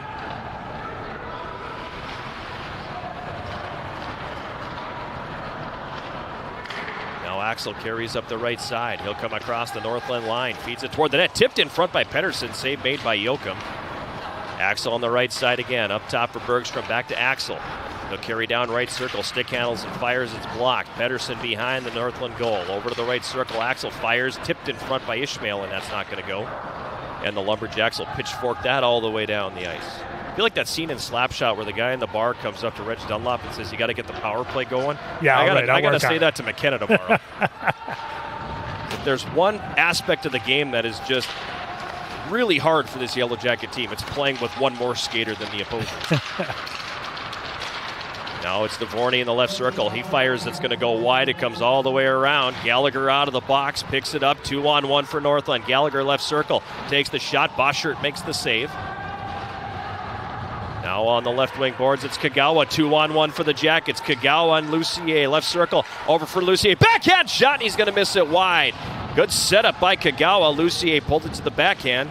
And he misses that one just off to the left post. Couple good chances for Lucier tonight. He's got the puck in the right wing corner. Leaves it for Yarmolnik. Now Brennan from the right circle, a wrist shot gloved and held by Yoakum. And we'll get a face-off here in the Northland College zone. Zach Lucier. A couple good opportunities for him tonight. Some of the best offense we've seen from him this year. Yeah, he's had some good looks, getting a good opportunity tonight. Like Coach McKenna talked about, these games represent that opportunity to get some players some ice time, some opportunity, and he's certainly benefiting from it so far. Nelson on the left wing for the Lumberjacks. Try to clear out of the zone. Jackets with the steal, and Setter from the high slot takes a shot. He's swallowed up by Yoakum. He'll hold on. Shot number 24 for the Yellow Jackets.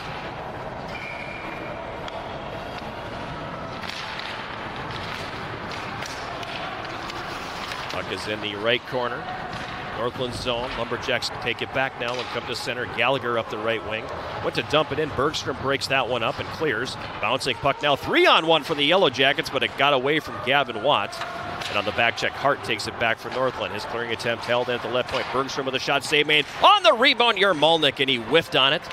And the Lumberjacks back the other way. Across the red line. Hutchinson dumps it in. Danziger picks it up. He'll leave it behind the net. Bergstrom ahead on the left wing for Setter. He'll bounce off the check of Gallagher and move it over to the right wing side. Watt settles the bouncing puck down and sends it in. Yellow Jackets will start a line change here. Yarmalnik behind the net. Gets the puck away from Shields to the left circle for Sauter. Trey Sauter now sends it behind the goal. Austin Paul for Sauter comes out with the right side of the net. A shot and a save is made by Yoakum. Now Austin Paul's got it again for the Jackets' right side, tied up by Ilkos. Puck comes behind the Northland goal. Shields takes it here, and he'll send it ahead for Ilkos at center. Ilkos one-on-one with Axel, takes the shot. Axel's going to deflect that, and it'll go over the glass. Into the netting, and we're going to get a face-off in Yellow Jacket territory. 11:27 to play second period. It's a 2-0 Yellow Jacket lead. These Lumberjacks must be baseball players in the summer because they are all about batting pucks off the net out of mid-air. Shooting it high over the glass, off the net, and then taking wild swings at the puck, trying to bat it away during the stoppage. Jackets try to clear, but it's held in the zone. Now the Jackets with another attempt as that pops up. Holy knocks that down and gets run over. Jackets, however, back the other way, one-on-one. Sauter across the line. Stick handles around the defense, but lost the puck. He'll stay with it now. Takes a bump from Holy in the right wing corner. In to help out Ishmael. Puck squirts loose, and it's going to be Northland coming back the other way with it. Pass hits a skate, is going to ricochet back into Northland territory. And now it's moved back ahead on the right wing. Rubin for Bear. Yellow Jackets intercept. At center, Ishmael on the left wing. Crosses the Northland line. Drops it for Paul. Paul now for Ishmael. Back for Paul. They play catch in some tight quarters there. Clearing attempt held in by Brennan right point. That shot misses. On the left wing, Kagawa gets knocked off the play as that one's going to come back out into the neutral zone. Brennan from the red line sends it in. Kagawa giving chase. He picks it up. Kagawa on the left wing boards. Gets knocked down. Gets back up. Still has possession. High slot. Shot save made by Yoakum. Right on the doorstep looking for the loose puck is Pedersen. Nose to nose with Sam Holy as they have a couple of words and maybe some short cross checks there, but no harm, no foul. Just another face-off coming in the Northland zone.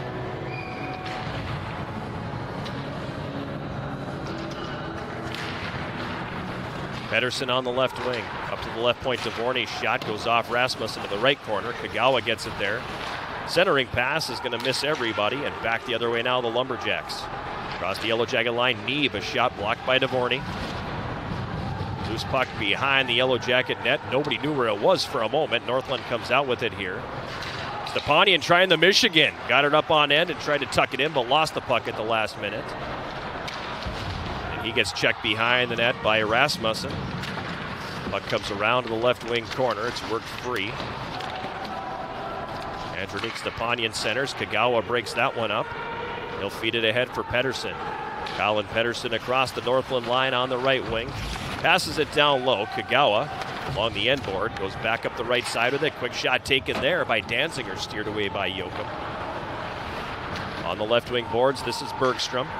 Up top, Danziger walks, fires. Save made Yoakum. Rebound picked up by the Lumberjacks. They clear to center. Neeb giving chase. Danziger breaks that one up. Now Reed has it poked off his stick. Jackets get it back. Stark now across the line, left circle. Feeds that one in front for Lucier going to the net. He went to the backhand but couldn't quite get the shot away. Now Stark up top. Feeds Bergstrom. Fires from the left circle and a glove save made there by Yoakum. He's going to hold on to that. And we'll get a face-off coming up here in the Northland zone. 8:59 remaining here, second period. Jackets still leading 2-0. Lucier's got to take his next shot on the forehand, no matter what it is. I think all 3 times that he's had these golden opportunities, he's gone to the backhand and been denied for one reason or another all 3 times. That time it looked like if he just held it on the forehand and tucked it in, he probably would have had that elusive goal. It's It's a nice pass from Stark. Good setup. Media timeout gives us a chance to say if you can't get enough of the Yellow Jackets, tune into Eye of the Swarm, the official podcast of Yellow Jacket Athletics. With the Big Sound, Matt Johnson, and me throughout the years, we sit down with Yellow Jacket student athletes, coaches, and other guests. Eye of the Swarm is available on Yellow Jacket TV, on uwsyellowjackets.com/podcast, Spotify, iTunes, or wherever you get your podcasts. The latest episode dropping on Monday, episode number 7 of season 6. Head coach Greg Polkowski and junior Reed Johnson from the Yellow Jacket men's basketball team kind enough to join us.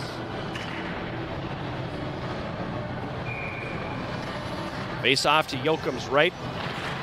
Jackets win the draw, but that one kicked up off the glass and is going to come all the way back to the Yellow Jacket line. Bergstrom feeds it ahead for Dauphiné, now on the left wing for Stark, who gets crunched. Good check there from Christie, knocking the Yellow Jackets' leading scorer down. Now the puck comes loose to the front of the net, swept away by the defense, and the Lumberjacks will clear it to center. Danziger loses the puck in his own zone. A centering pass from behind the net by Hagley doesn't go. Carrying it up the left side, Danziger in the middle. Dauphiné will dump it in and give chase. He picks it up behind the net. Dauphiné now went to leave it for Lucier, but had a little too much on it. It comes around to the right wing board. Axel behind the goal for Lucier. Now Lucier feeds it out front. Dauphiné, a shot, and that one might have caught iron, might have caught the shoulder, but it stays out. And the Lumberjacks will take it back the other way with Bobrovsky to center. The right wing for Christie, he'll fire it in. Boschert snares that one and doesn't even question dropping it. He's going to hold on and take the reset in his own zone. Good shift there for Dauphiné. Wins the race to the loose puck.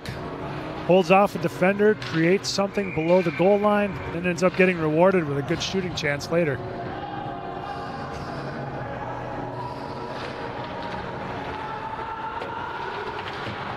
Axel for the Yellow Jackets. Yarmalnik in to help out. He'll start up the left wing boards. Jackets get away with an interference penalty there on Blake Setter as Yarmalnik gets to the line, then loses the puck. Gets flattened in the process, and the puck comes back out into the neutral zone. Now up the middle, Setter crosses the line. Quick shot, save Yoakum. Rebound picked up on the right wing, Watt. That one blocked, and it'll carry him off of a Northland defender up over the glass. And out of play. Souvenir there for Emma Peterson. She chooses to throw it back. It's not like there's no kids here tonight or anything that you can give a souvenir to, right? We've got several hockey teams here tonight, youth hockey teams. Yeah, a couple of youth teams in attendance here tonight on this blustery evening. Jackets win the draw. Axel from the right point has that shot blocked. It kicks up in the air now. Lumberjacks back the other way. Hunter Nelson with a shot. Save made Boschert. Puck comes to the left side of the net, and he'll trap it against the cage there. Good opportunity for Northland off of the shot block. Northland having some of its better moments of the game here. They turned up the physical play a little bit. Created a couple of good scoring chances. Still getting outshot by a wide margin, but only one goal away from making it a one-goal game.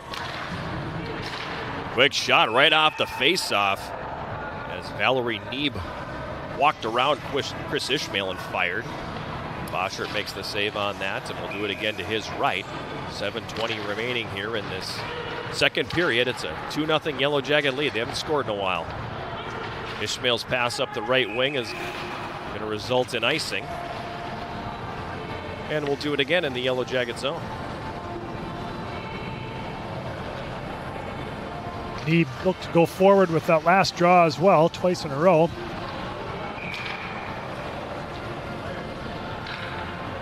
Face off on the other side this time, though. So they switch centers, but the Lumberjacks win it clean. The Reed right point. Shot tipped in front as it goes off of Ishmael, and then trying to get out of the way, Dvorny actually puts it off the post. Yellow Jackets come back the other way. Sauter's pass hits Austin Paul in the skate. Lumberjacks regain control now and play that one ahead to center. Weber on the right wing across the Yellow Jacket line. As it poked off his stick, it comes right to Neeb, and a shot from the slot kicked away by Boschert. Jackets have taken their foot off the pedal a little bit here in the second, Jason. Not quite the same intensity and focus as we saw in the first period. Ishmael now to center, gets around one man and slides it ahead for Austin Paul. Paul right circle, takes the shot, he scores! Austin Paul from the right circle goes top shelf, his first of the year, and it's a 3-0 lead.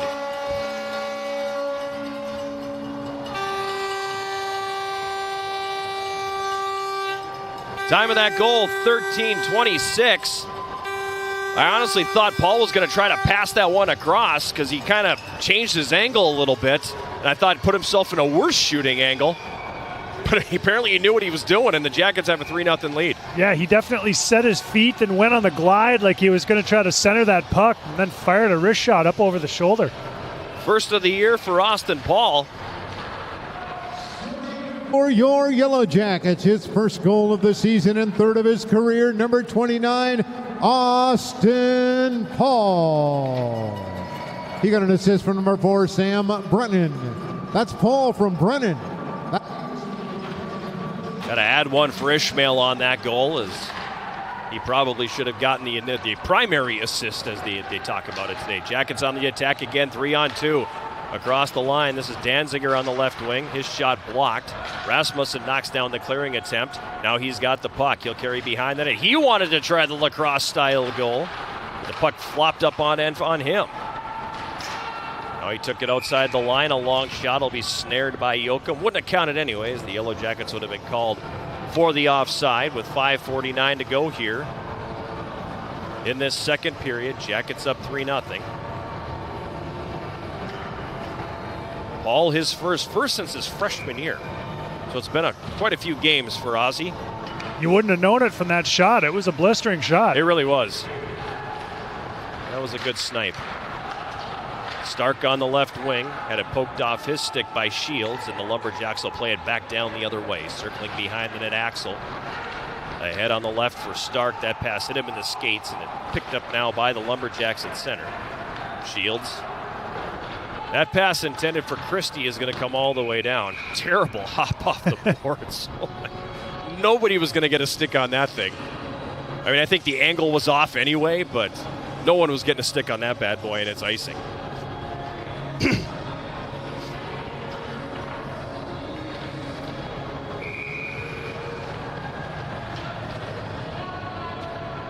Face off to Yoakum's right. False start on that face-off. Like Sam Holy. That's a neutral zone infraction. Thank you. There'd be laundry all over the field in football for that one. Jackets win the face-off. The shot from the left point by Ryder misses wide. Centering attempt by Lucier doesn't go. Now it comes back up top. Stark centers for Lucier, who lost the lumber, had to pick it up and never could get the shot away, and then that's going to be played all the way down. Icing's going to be waved off. Had he not lost his stick, though, that pass would have been right where he wanted it. Up on the left side, dumped in by Ryder. Wicked hop off the end board, comes in front. Stark takes the shot. He scores! The knuckleball, the changeup, whatever you want to call it. Reed Stark with his 7th of the season. And the lead is 4. Reed Stark in the right place at the right time.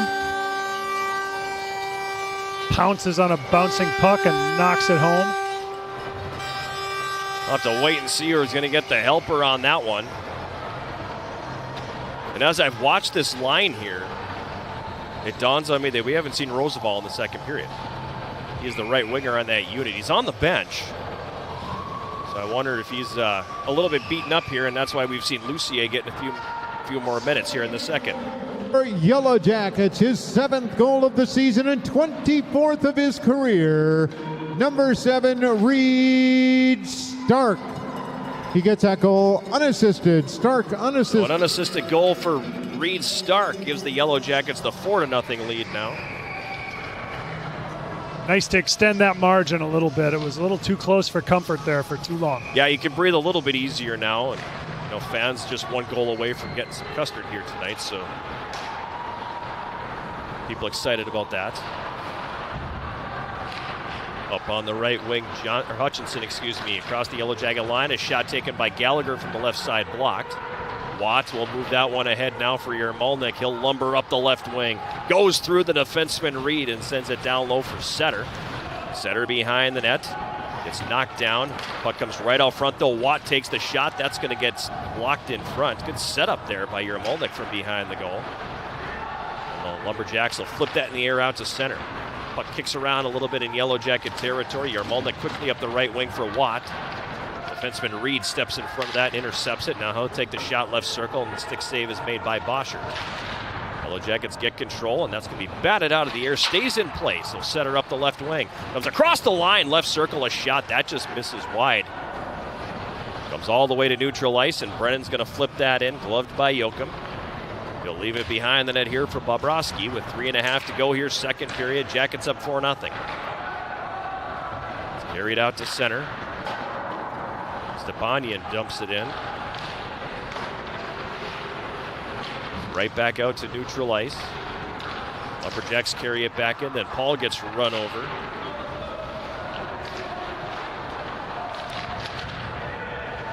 Rubin at the right point, stick handles through traffic and sends it down in the right corner. The puck comes loose out of that corner, and it's going to be Ishmael starting it back the other way. Lumberjacks regaining control here. Yellow Jackets get it back at their own line. A lot of nobody wanting the puck right now. It's going to be dumped in. Picked up behind the Northland goal. They play that one ahead for Neeb. They'll clear it to neutral. Jackets dump it back in. Have to tag up now and then back the other way. It's going to be played ahead for Neeb out of his reach, and that's going to be icing on Northland. 2:34 to go here. Second period. 4-0 Yellow Jackets, again coming up during intermission number 2, sponsored by Hovland Incorporated. Will be my part 1 of my conversation with St. Norbert College radio voice Tim DeRocher. Always fun to exchange some war stories and a trip down memory lane with him. Coming up 2.5 minutes and change from now. Right corner, Kagawa centers it pass on the right post for Rasmussen, and that one just misses. Now out front, Pettersson with a shot. He hit the post. So Kagawa feeds Pettersson. That one goes off the iron. Kagawa with a couple of good setups there. That's going to be an icing call on Northland now. Kagawa and Pettersson have been pretty much unstoppable tonight.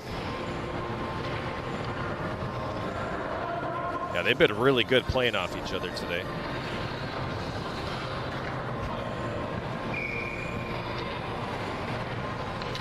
Face-off will be to the left of Jochum.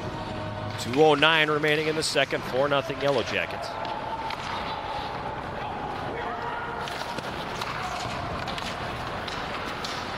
Neeb on the left wing. Tried to let that one leave the zone, but it got caught up in the snow in front of the Yellow Jacket bench, so they hold.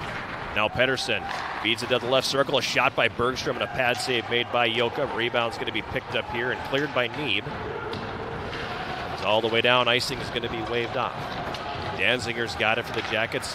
Ahead for Kagawa. Now he'll throw it for Lucier. And Rasmussen on the left wing. Rasmussen across the line. Stick handles and fires. That just misses wide right. Rebound picked up and taken to center by Tristan Bear. Over for Christie now. Nolan Christie from the right wing fans on the shot. Comes up to the line, shield shot, tipped in front, save made by Boschert. Rebound was there, but Bear couldn't get the shot away. Now a sharp angle shot taken from the left side by Christie is blocked. Lucier to clear, but not out. And that'll be played back down. They're going to get a hand pass here on the Lumberjacks. That face-off will come back out into the neutral zone. Minute 10 to go here, second period. 4-0 Yellow Jackets. Shots 37-13. Despite what the scoreboard says. Once again, no Daniel Roosevelt out with this line. It's still Lucier.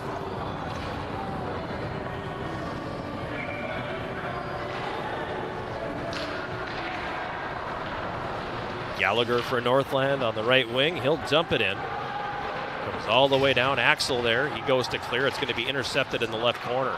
Going up to the left point now. That shot blocked. Dauphiné tried to clear but couldn't. Gallagher on the left wing. Feeds down for Nelson left corner. With under a minute to go here in this second period. Nelson will carry behind the Yellow Jacket net. Centering pass hits a skate. Stark's got it now and he'll take off feeding Lucier. Over to the left wing now Dauphiné.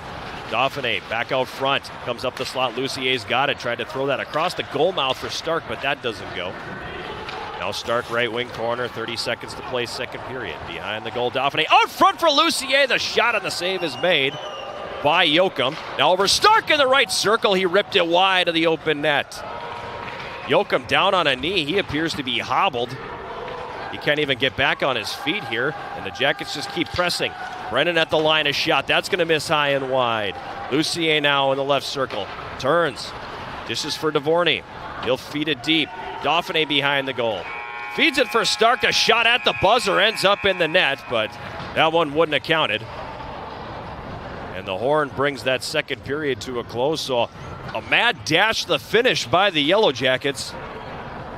Nearly results in a goal for Lucier, but how many times tonight have we said that? Yeah, great push there by the Yellow Jackets on that last shift. Northland's line got caught out there a little too long. UWS took advantage of it, created a bunch of scoring chances, just needed another second or two there to finish that one off. Austin Paul got his first of the season at 13:26. Reed Stark got his seventh at 15:08. And after 40 here at Westman Arena, the Yellow Jackets have a 4-0 lead. We're going to take a timeout and come back with our second intermission, sponsored by Hovland Incorporated. It'll be my conversation with St. Norbert College radio voice, Tim DeRozier. This is Yellow Jacket Hockey on 91.3 KUWS Superior and Yellow Jacket TV, an affiliate of the WIAC Network.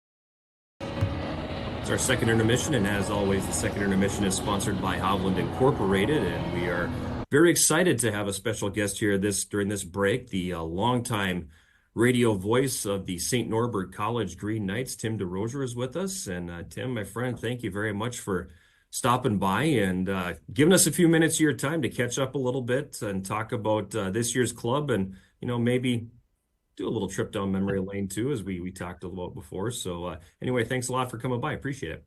Hey, it's my pleasure. I appreciate being asked, John. And you've been in this business about as long as I have, or darn near. We have some others in our little announcer community as well, and it's always good getting together and reminiscing and talking about current programs. There's not that many of us left. No, there's very few of us that are still making all the trips.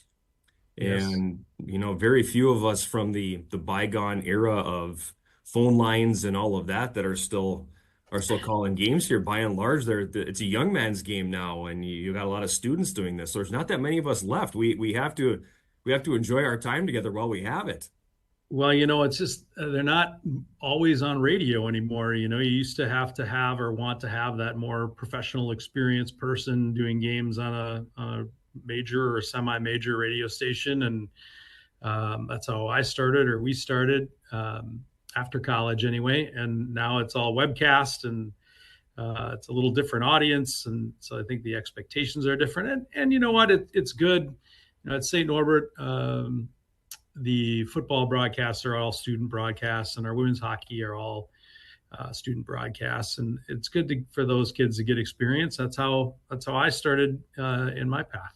No, I hear you 100% there. So I wish we had more students on our campus that were wanting to get into it, because there's ample opportunity with the webcast and well over 100 home events in a year. So I wish we had a little bit more that could jump in and do some of this too. Yeah, for sure. So talk to me a little bit about the club. As I think, as the kids say today, the Green Knights are a wagon. And even though you suffered the first defeat of the year last weekend, pretty incredible start for that team. Yeah, and it might have been the best thing to happen to the team to lose that game on Saturday. I don't know that there's always an argument of whether you gain anything from losing. But I do think heading into the long break, losing that game to Trine wasn't the worst thing that could have happened. The Knights are already off to their best start in history, and they've had some good starts. So 12-1 right now as we sit at break. Spent a lot of time on home ice. I think one of the markers for the Knights so far this year has been their depth in scoring. 16 different players have lit the lamp for St. Norbert, and that's quite a group. Certainly they have their couple of go-tos in Logan Dombrowski, Liam Frazier.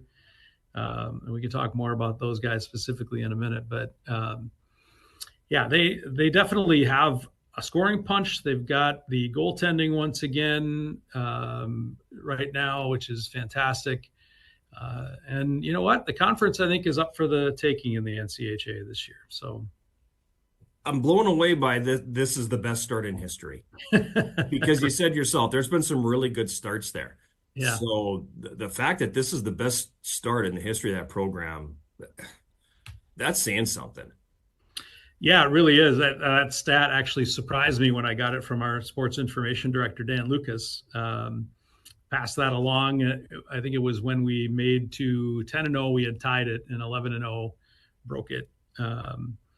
And yeah, I've been doing this since 1993. So they didn't have any starts like that before Tim Coughlin got here. I can tell you that. Right. So yeah, it is definitely something. And they ran into a Trine team this past weekend that plays somewhat similarly, definitely a puck possession type team, and really physical, and took a lot of time and space away from some of the stars on the St. Norbert team, and it was effective. So I think that's a learning as you go into break, and I'm sure the coaches will break down this film many times to think about what adaptations can be made for the second semester.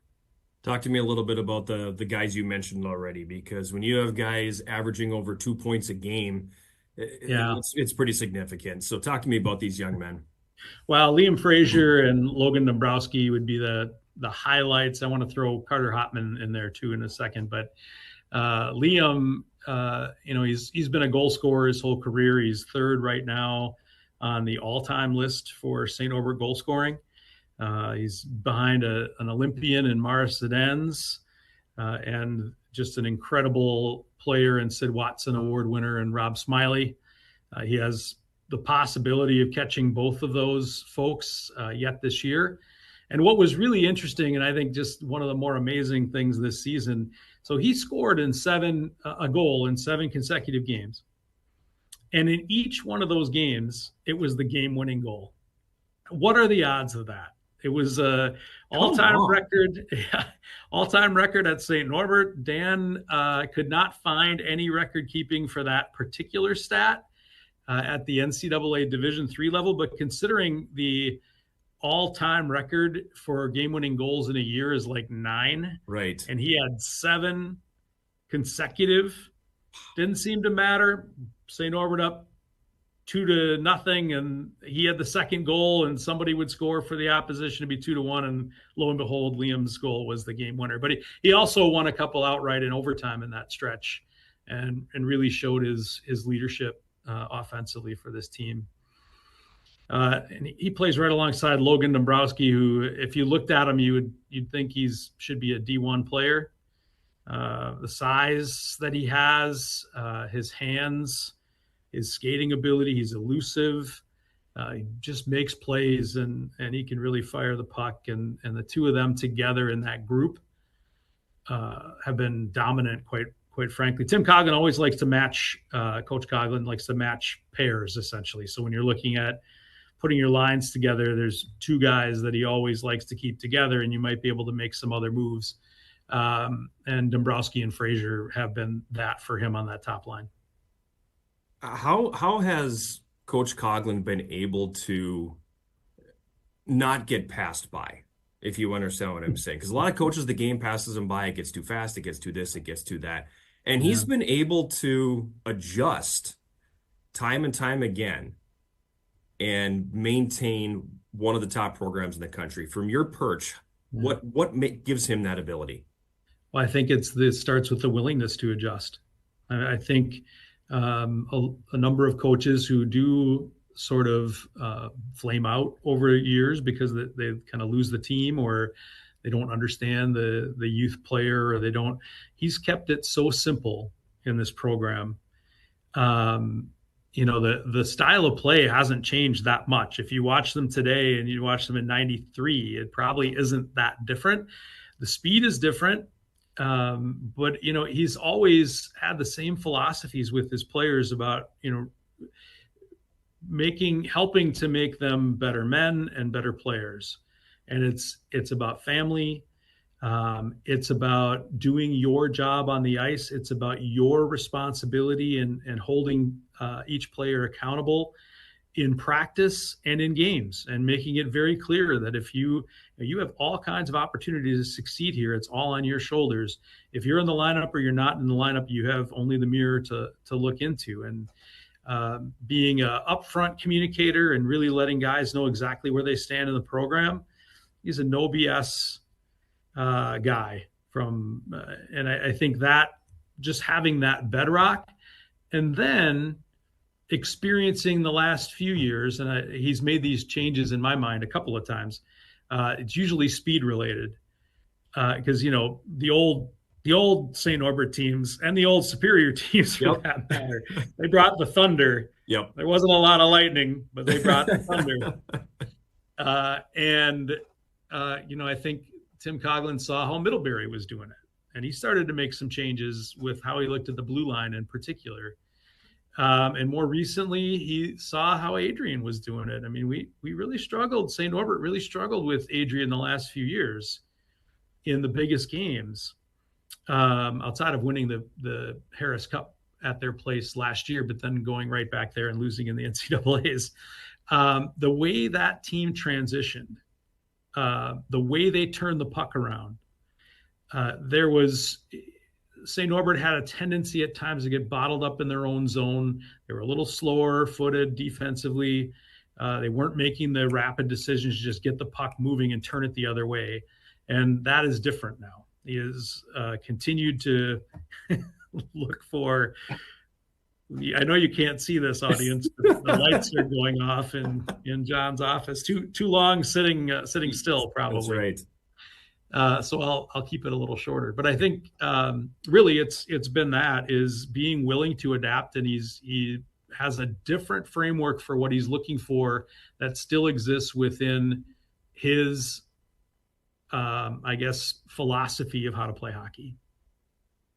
I'm glad you touched on the bringing the thunder with the old Yellow Jacket and Green Knight teams of yesterday, but it's been a decade or nearly a decade since these two teams have played. And it's so hard for me to believe that based on how strong that rivalry was for so long. So from the people know how I feel about it and how I've talked about it. From your side of things, what was that rivalry like? They were my favorite games most years for that chunk of time from probably 95, 96 to the early 2000s for sure. Mm-hmm. And when you had Nelly there, and then Coach Stauber, and won another national championship there in the early 2000s, and they were the two preeminent programs in the West. Point was a little down at that stretch, and it was Superior or St. Norbert most of the time in the NCHA. I still reflect back on 2001, 2002. These two teams played 7 times in the same season. And unfortunately for St. Norbert, from my perspective, that was a 2-3-2 record in those 7 games, including losing in the NCAAs and in the Peters Cup. So those were at both of those in De Pere, so at St. Norbert. So that was a particularly painful memory. But the fact that they went 7 rounds that year and just beat up on each other each one of those games was just phenomenal. And I mean, I can never recall. Dan Lucas is an expert.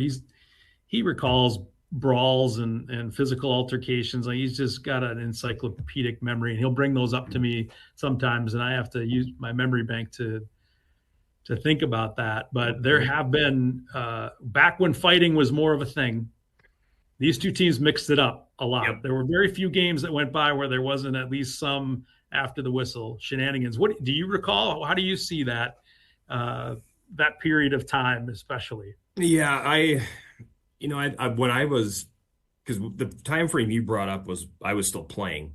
Yeah. And at that time, for us, the big rival was always Bemidji. Yes. With the proximity we had, and with Steve Nelson's rivalry with Bob Peters, there was a lot of, like, Kevin Saab played in Superior. His brother played for Bemidji.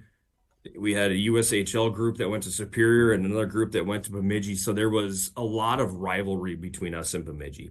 Then Bemidji left, and St. Norbert slipped right in there and filled that void. And nothing really changed. The games were very similar. Going to cut that one off as we are nearing the start of the third period, and just know that you'll be able to hear the rest of that conversation with Tim DeRozier during the second intermission of Saturday's game on the road at Northland. First intermission will have a good conversation with former Yellow Jacket Justin Farina, who enjoyed a nice professional career, both in the East Coast Hockey League and overseas. It was a good conversation, good catching up with him this week as well. That's my favorite part about this segment, is just the opportunity I get to catch up with some of these guys that I have broadcasted over the years, or that played before me or with me or well before me in some cases. So we'll catch up with Justin on Saturday. Meanwhile, still a third period to be played here as the Yellow Jackets have a 4-0 lead over Northland after 2 periods of play. Shots on goal in the second period. The Yellow Jackets had 21 for a 2-period total of 38. Northland 12 for a 2-period total of 14. Team's back on the ice here for the start of this third period, Jason. And if you're Coach McKenna now, what do you want to see in this final 20? Well, it's been one-sided this far, and we want to keep it that way. I mean, just come out, use your feet, skate well, possess the puck. I think in a situation like this, you really want to encourage your players to handle the puck. Don't pass it up every time. Create plays.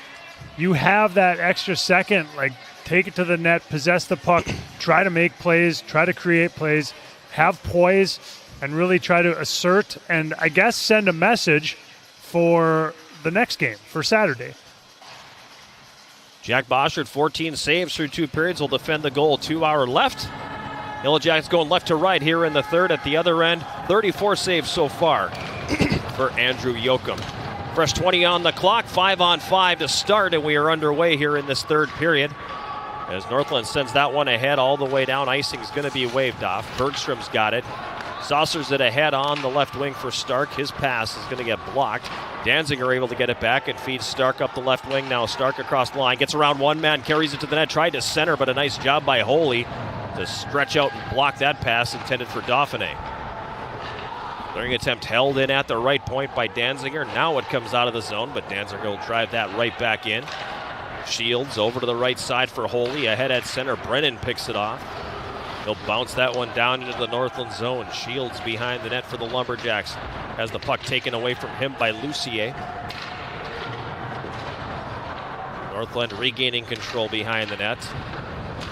Shields took a hack from Lucier there and was unable to play that one. Jackets smartly decide to not put a guy on the ice during that one, where there could have been too many, so they went with too few. Let's go the other way instead. On the right side, Pedersen dumps it in. It's going to come around behind the goal. Bobrovsky's got it. Takes a hit there, and now it's going to come out into the neutral zone. Now it'll be dumped down into Yellow Jacket territory. Picked up there. Brennan wraps it around the right wing. Pedersen chips that one ahead to the neutral zone. Backing up with it here, Brock Hart for Northland. Stepanian had it. That one's going to be broken up by the Yellow Jackets. Now Kagawa in the right circle. Threw that one across one to Rasmussen, left circle. And that's going to be deflected up over the glass and out of play. Face-off coming in the Northland zone. 18:24 remaining here in this third period. 4-0 Yellow Jackets. Kagawa had a great look there to Rasmussen if he could have threaded it through, but good stick in the lane by Northland prevented that from happening.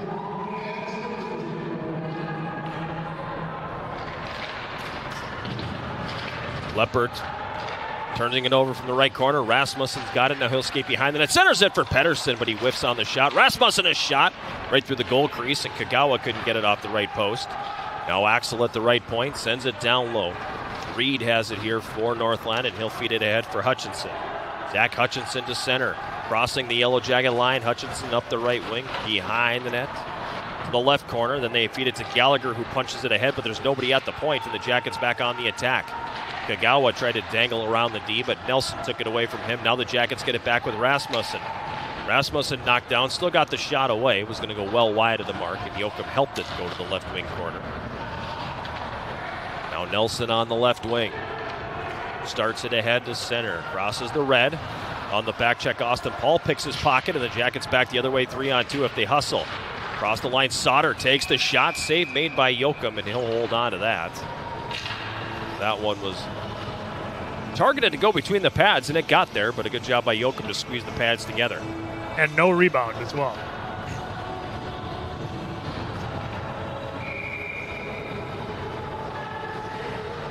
Face-off, face-off to Yoakum's left. Jackets control it, but then the pass goes off the stick of Danziger. Comes down across the Yellow Jacket line, picked up there Bergstrom, and he'll start it ahead on the left wing. Bergstrom down to the corner, carries behind the Northland net, comes out right wing side, throws it up top. Shot by Sauter, hits traffic in front. Now Hagley has it stolen from him. Austin Paul takes a shot, tipped. The save is made by Yoakum as Ishmael redirected that one. Van Balen for Northland, tied up at the line. Does get the puck out into the neutral zone. It's going to bounce around a little bit here. Christie's got it. He'll float that one into the Yellow Jacket zone. Northland will change as Bergstrom feeds it ahead for Ishmael. Chris Ishmael sends that one back over to DeVorney. His pass ahead for Paul, tipped by the defense. Jackets will start a line change of the forward line here as Hart carries it ahead. Hart up the left wing, across the red, dumps it in. DeVorney behind the goal. Sends it ahead for Watts on the right wing. That's not going to go. That one comes off the end boards, knocked back behind the Yellow Jacket goal. Puck is going to be picked up here and carried by Johnson. Fed to Hart. Shot taken through traffic. That's going to ricochet to the right wing corner. Blake Setter now chips that one ahead and gets away from a man. Feeds it for Brennan. Brennan for the Jackets across the Northland line. Goes back out in front. Wanted Watts. That one broken up. And the Lumberjacks will clear it back to center. DeVorney from the neutral zone flips it back in. Hart behind his net, turns it over on the right wing. Watt down for Setter. He gets knocked off the play by Johnson. Setter gets back up, still has the puck.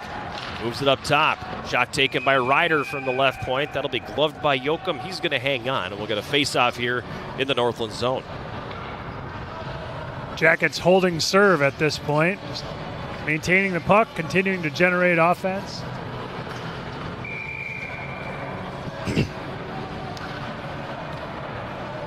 Our next Yellow Jacket hockey broadcast coming your way tomorrow.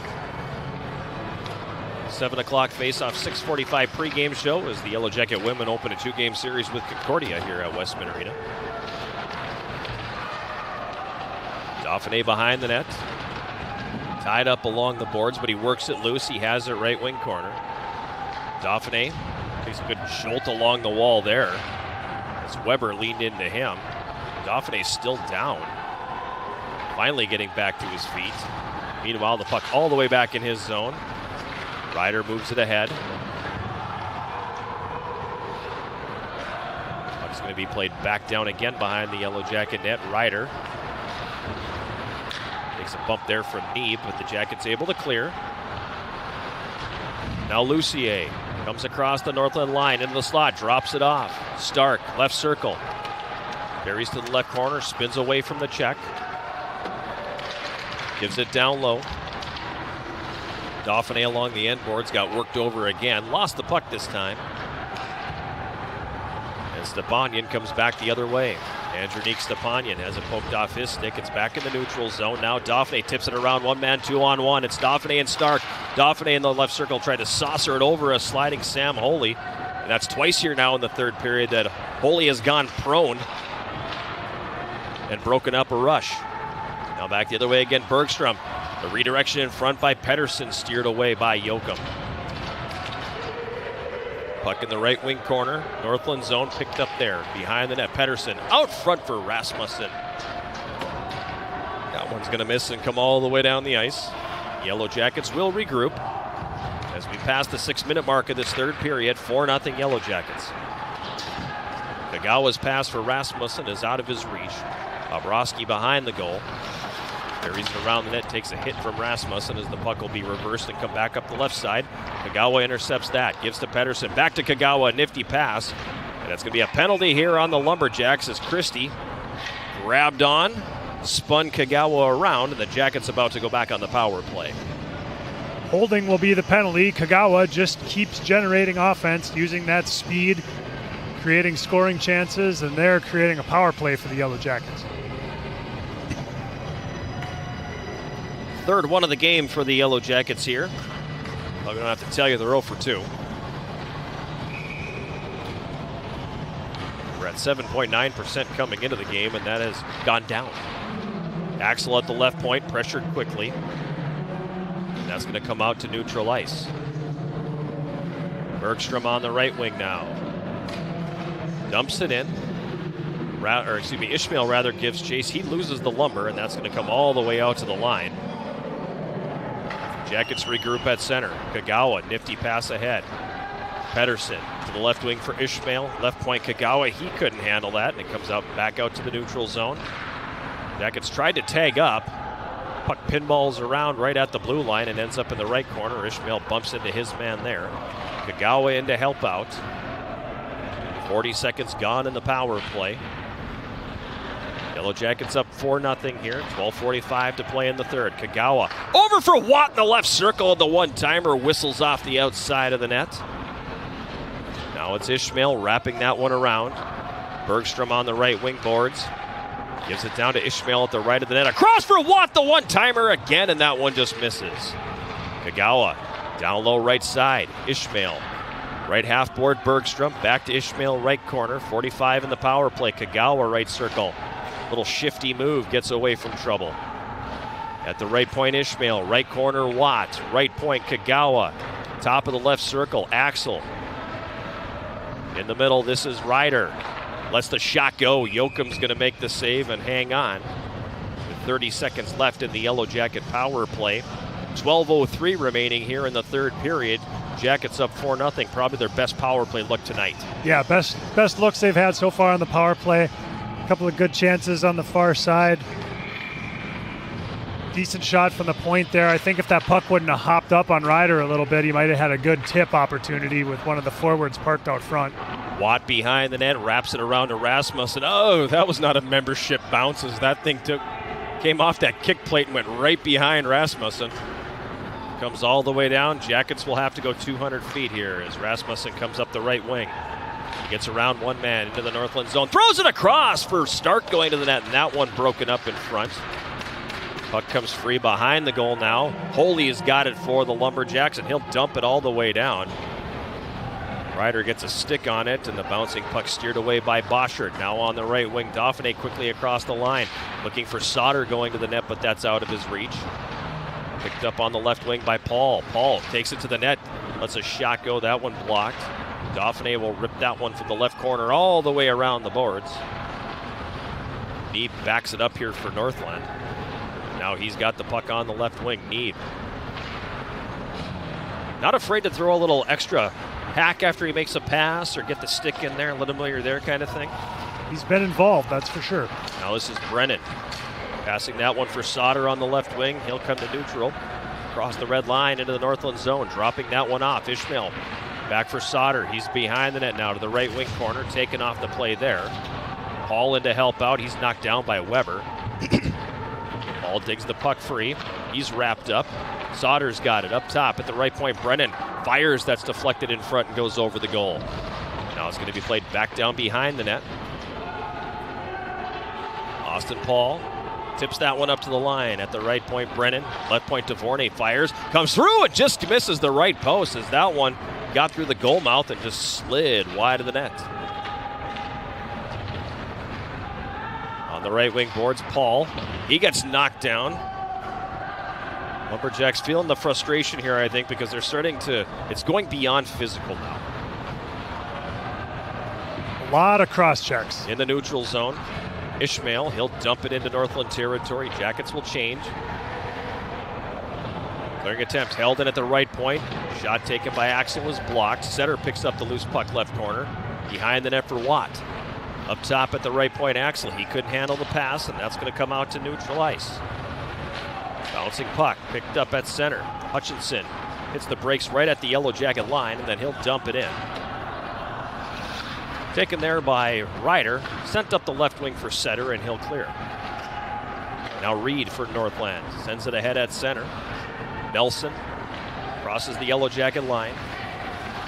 Throws that one in front. Boschert gets a stick on it. It kicks up literally into the right circle, and Leppert literally kicks it behind the net.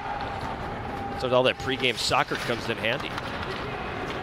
Danziger gets away from trouble and starts up ice. Danziger carries into the Northland zone, dumps it deep and takes off after it. He's going to pick it up along the end board. Christie bumps into him. 6'6" versus 6'4" down there right now. 12 feet 10 inches of man there if you're scoring at home. At center now, Reed flattened in the neutral zone with a big check by Setter. Clean hit there by Blake Setter. The puck comes loose, and Lucier will send it back the other way. Been a good stretch without a whistle here as Reed's got it behind his net. Lucier got it to the right side of the goal, fed that one through the goal mouth. It ends up on the left wing side. Dauphiné tips it to the corner for Stark. Now behind the net for Lucier. Back out front for Dauphiné, and he scores! Great pass by Lucier from behind the net, and Dauphiné goes up high with it. And the Jackets are up by 5. 3 of the 5 goals for the Yellow Jackets tonight have come from passes below the goal line extended. Great finish there by Dauphiné. 5th of the year from Dauphiné. Should be Stark and Lucier getting the assists. There's your Custard goal for the first time this year. Love to see it. Everybody in attendance gets themselves a free scoop from Culver's.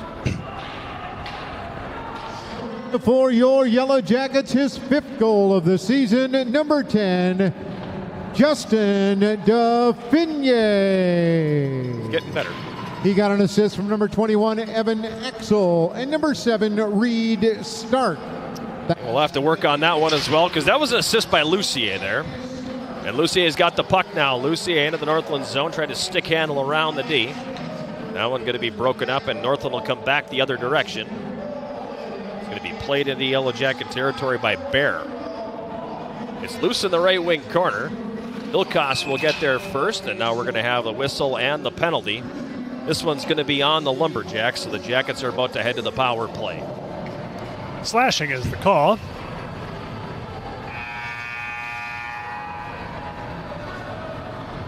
Nick Johnson going to the box.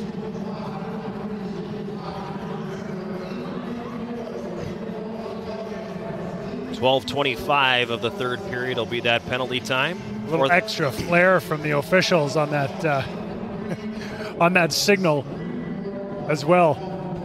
Giving the signal and then pointing to the bench and signaling Get out here. the indication to go to the box quickly.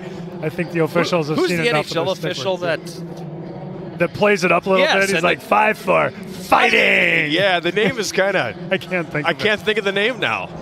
It is entertaining. Wes though. McCauley? Maybe. I think it's Wes McCauley is the NHL referee, but yeah, he likes to. Thank you very much there, Bradley. Is he doing the game you were watching over there earlier? Doing the Sharks game? We didn't have quite that much flair on that call, but I think you did maybe see a little message sending from the officials there about the stick work, and they don't want to see this last 7:35 of this one turn into a chop fest, and hopefully sending a message there to calm it down. And I think in the Yellow Jackets instance, the best way to protect themselves right now is to be the aggressor physically, not in a dirty or cheap sense, but just make sure that you're protecting yourself by being there first and being there worst. Power play number 4 for the Yellow Jackets here. Ryder up the right wing, sends it in. Dauphiné giving chase. Dauphiné right wing corner to Stark on the right half board. He takes a long shot from the top of the circle that's gloved and held by Yoakum. And it'll be a power play here for the Yellow Jackets. Power play sponsored by Superior Water, Light, and Power.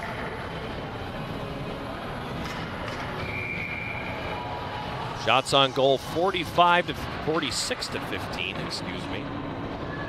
So in this period, 8-1. 7:16 to go. 5-0 Yellow Jackets. At the right point, Stark walks it to the middle. Is it down low, Rasmussen? Out front for Watt, the one-timer, and a save made by Yoakum. Boy, nice puck movement there by the Jackets. Watt's had a bunch of shots on these last 2 power plays. He's getting some great looks.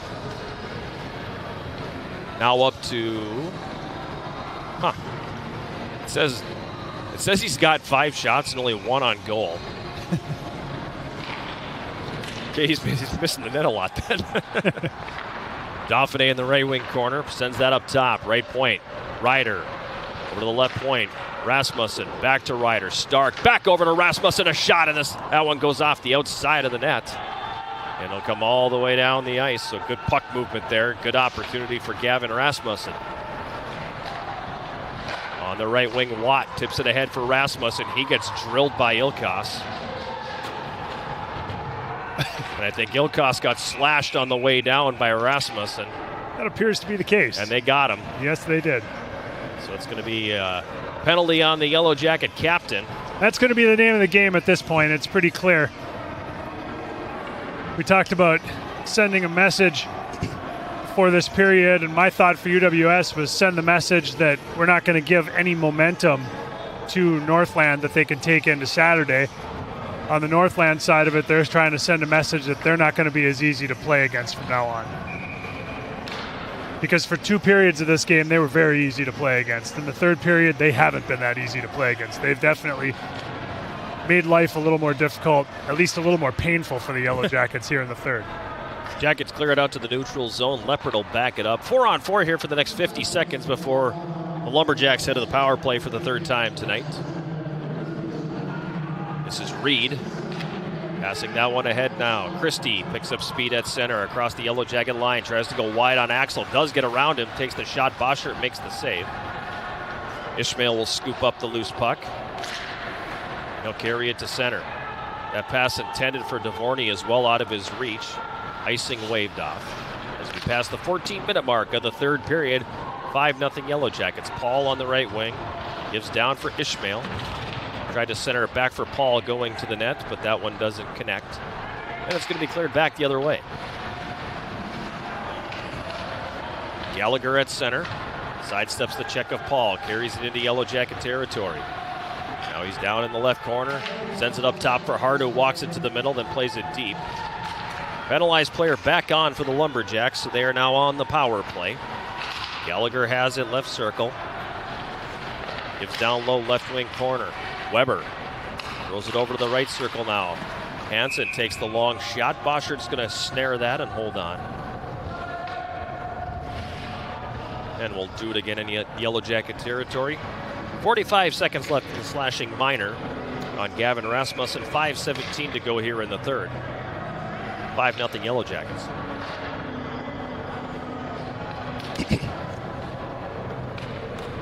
Same two teams on Saturday night at the Bay Area Civic Center in Ashland.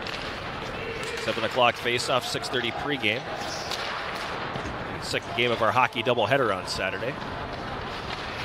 Yellow Jacket women hitting the ice at 2.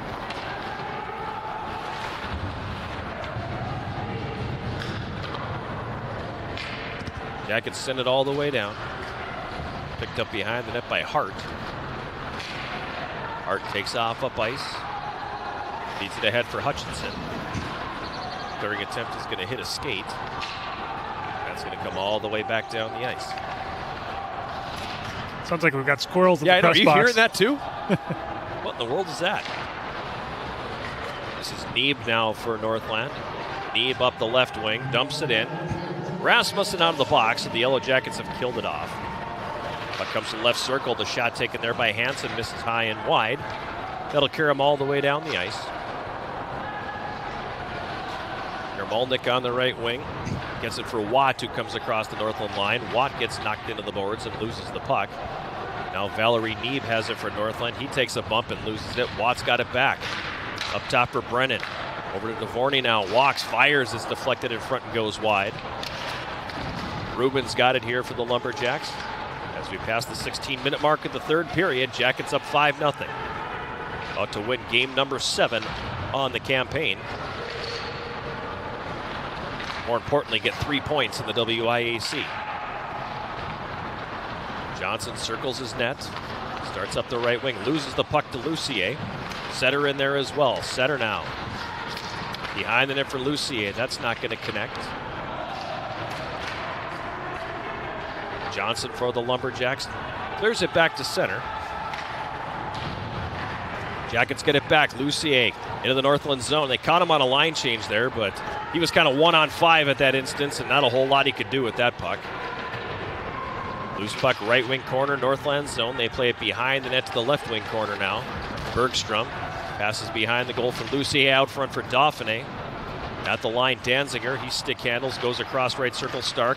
Back in the middle now for Danziger to Dauphiné, quick shot blocked.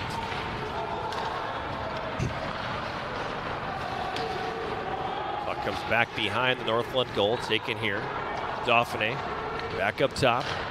Over to the right point, Danziger. Shot gets through, Yoakum the save, and he'll hold on to that. We're going to face off here in the Northland zone. 2:43 to play in the third.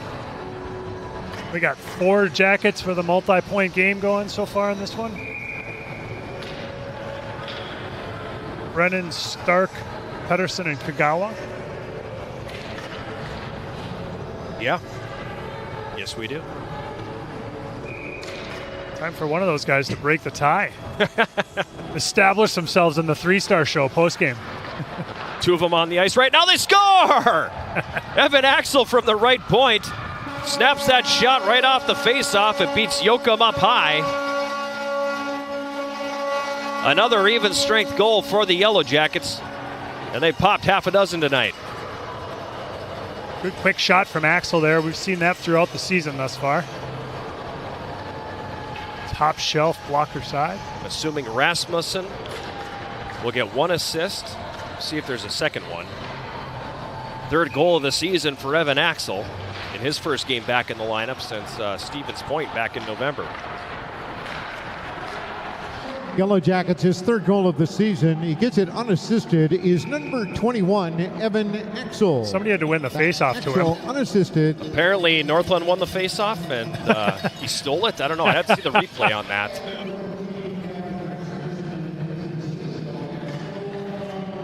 Okay, there it is. Axel from Rasmussen.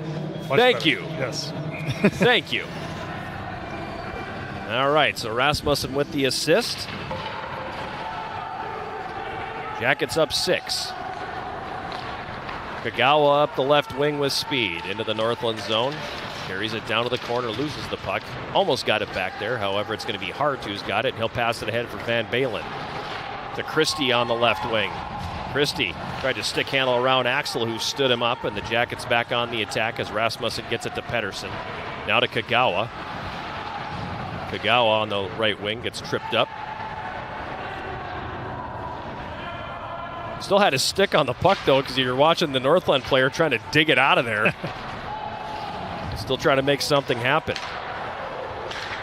Now the Jackets on the attack again. Up the right wing, Ishmael with 100 seconds to play. Drops it for Brennan. Sharp angle shot, that's going to miss.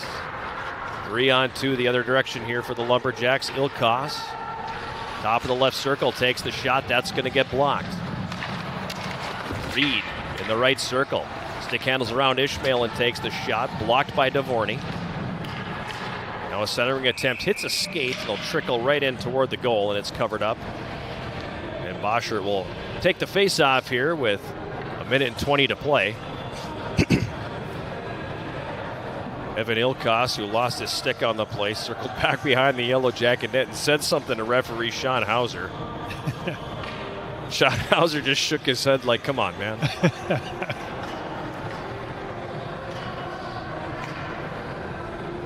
Minute 20 to go, the face-off to Boschert's right.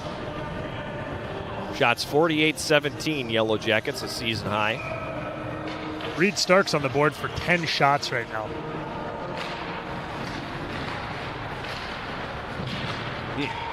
Only 4 on goal, though. Only 4 on goal. Yes. Hit the net, Reed. But I would love a game where I had 10 shots. That's getting some opportunities. You got to feel good about that. There's 5 other guys who have 6. It's been a good day for the offense. 82 attempted shots so far for the Yellow Jackets here. But Northland is on the attack. A shot taken by Stepanyan from the top of the right circle, and Boschert got that with the shoulder. One of the better saves of the night for Boschert. It was one of his better stops. Sauter dumping it in. Holy behind the net, turns it over. Comes right up the slot. Danziger with a shot that just misses wide to the right. And we have under a minute to go here now in this third period. Yellow Jackets about to win their 3rd consecutive game and move into first place in the WIAC. Right wing corner, Ishmael to Paul in the right circle. Back to Ishmael now. He'll stick handle. Takes the shot. That got blocked by Shields. That stung. Paul again, right circle. Tried to feed it for Danziger out front. Now Sauter's got it. He throws it in front. Ishmael gets a stick on it, and Yoakum will cover. And then Paul keeps digging away, and Sam Holy doesn't like that. Mercifully, a whistle. 17.6 seconds left. Shields took that one, looked like on the inside of the calf, and he's on one leg as he skates off here. Well, there's no pad in there. Right. You know, if there is, it's very thin. Yeah. So that is that's a tricky spot. Frustrating way to end a game too, 25 seconds left and have something happen that you're going to feel for the next 3 days. Hutchinson behind his net, sidesteps the check of Gavin Watt. It's going to be played back out to neutral ice. Setter intercepts for the Yellow Jackets. He'll dump it back in. Hart behind the net, bumped and knocked down by Watt. Final seconds are going to tick off the clock here. And the Yellow Jackets are going to earn the victory here tonight. Final score, 6-0. We'll take a timeout and come back with the postgame show sponsored by Synovus Energy right after this. This is Yellow Jacket Hockey on 91.3 KUWS Superior at Yellow Jacket TV, an affiliate of the WIAC Network.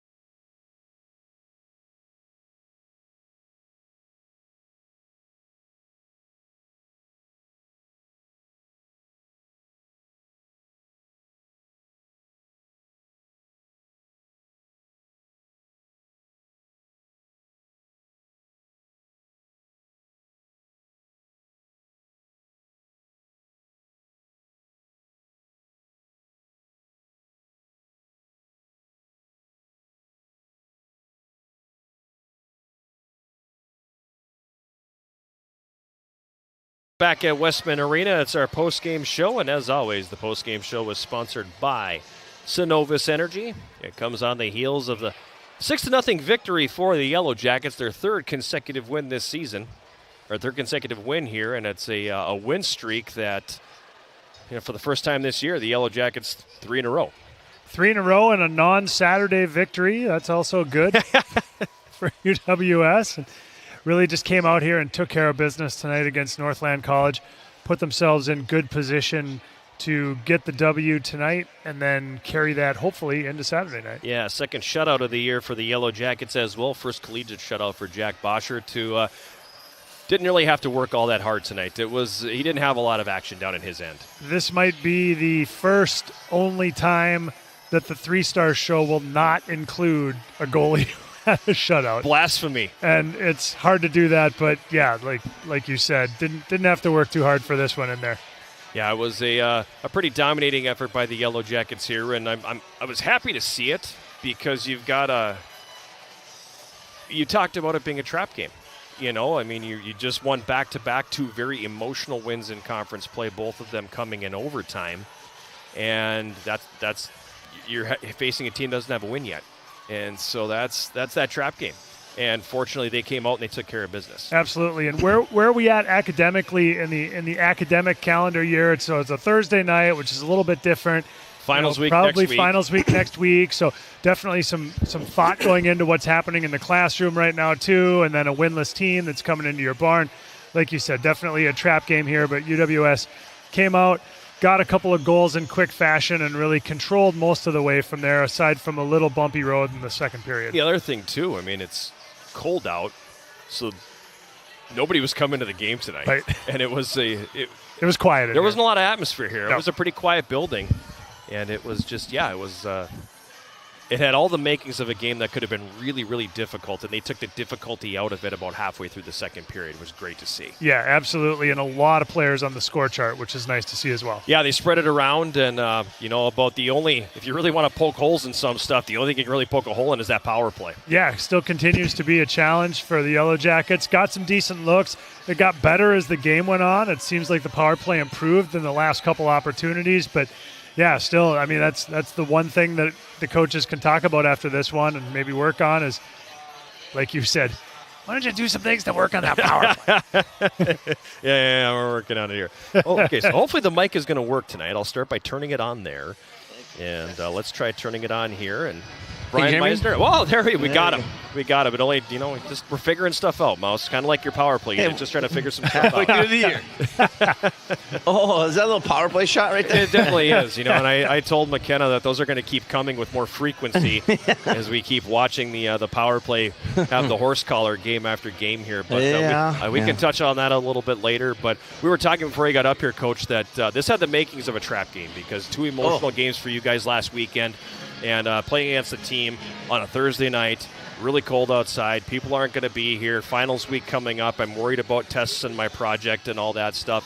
Winless team coming in. It had all the ingredients were there for this to not go your way, but you guys took care of business. Yeah, we did. And, you're exactly right. It could have been, it was a trap game in my eyes or our eyes. And so we just we didn't start out with a lot of energy, but, we had to make our own energy, and I thought we did that. And we scored some timely goals. Obviously, the second period we gave up 12 shots. I can't remember what it was. 2 shots.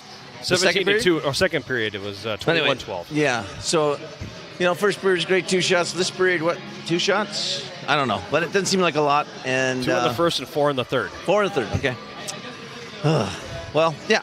So, second period, give them some credit. They got a little pushback. We scored 2 goals every period, obviously, but we had a lot of chances. So I don't even know what the final chances were or whatever, but shot attempts are 85 to 31. This game it's a hard game to play. It's hard. Like you said, you mentioned those things, and we have a good group here. But I think the most important thing was for us, if we didn't play with speed, we kind of. I don't say we weren't standing around, but we gave up chances. That makes sense. I think in that third period we played a lot more speed than we did in the first 2 periods. Yeah, that was a positive. Also looking at positives, we've got 6 different goal scorers, 10 different guys getting at least a point tonight. Wow. So that's got to feel good to get contributions from all over the lineup, including some guys who haven't had a lot of playing time thus far. That's true. Yeah, exactly. And that's a great opportunity. They take advantage of their opportunity to play. And, I don't even know who scored, to be honest with you. I can't see without my glasses, so you can write that down. I don't care. No, I'm just kidding. But yeah, so it's nice that we had some different guys score. No, Paulie scored, Starkey scored. Kagawa had the first one, Pedersen the second, Paul had the third. Oh, yeah. Then That's right. Stark, Dauphiné, and Axel to close it out. Yeah. And that was a big goal for Axe, just for his confidence to get back into the game action. He came to the back to the bench, and he said, I really needed that one. So that's great. That was good. Well, I was going to ask you, too. I mean, he's been out for a couple of weeks here Right. with the injury and everything, and probably met expectations, exceed expectations for his first game back? Yeah, I think he met expectations. I mean, I think, I think he was getting some chances there at the blue line that weren't, I apologize, that were, okay. Maybe the puck was hopping on him a little bit, and he was getting a little frustrated, and I think he just had to calm down a little bit. He came back to the bench, we just kind of just hey, things you're a good player. Things will happen. Don't get upset about things that you can't control. And, lo and behold, he goes out there next shift and he scores a goal, which, like he said, was big for him. Sam Brennan had a good game tonight. Yeah, very good game. And he's another guy that got a lot of ice, like you said, got an opportunity. And, I'm proud of that kid. I think he knows he's very smart, number one, but he knows that, for him to get in the lineup, he's got to do the little things. And I think he's working on that, and we saw some of that tonight. The other thing I want to ask you about, 3 games since he's been back in the lineup, Frank DeVorny, talk about him a little bit, because he's been really, really good. Yeah, he's so smart, and he's telling the guys, forwards are D, what to do out there, and he just sees the game so well, and it's great having him because he's like a quarterback, for all the defensemen.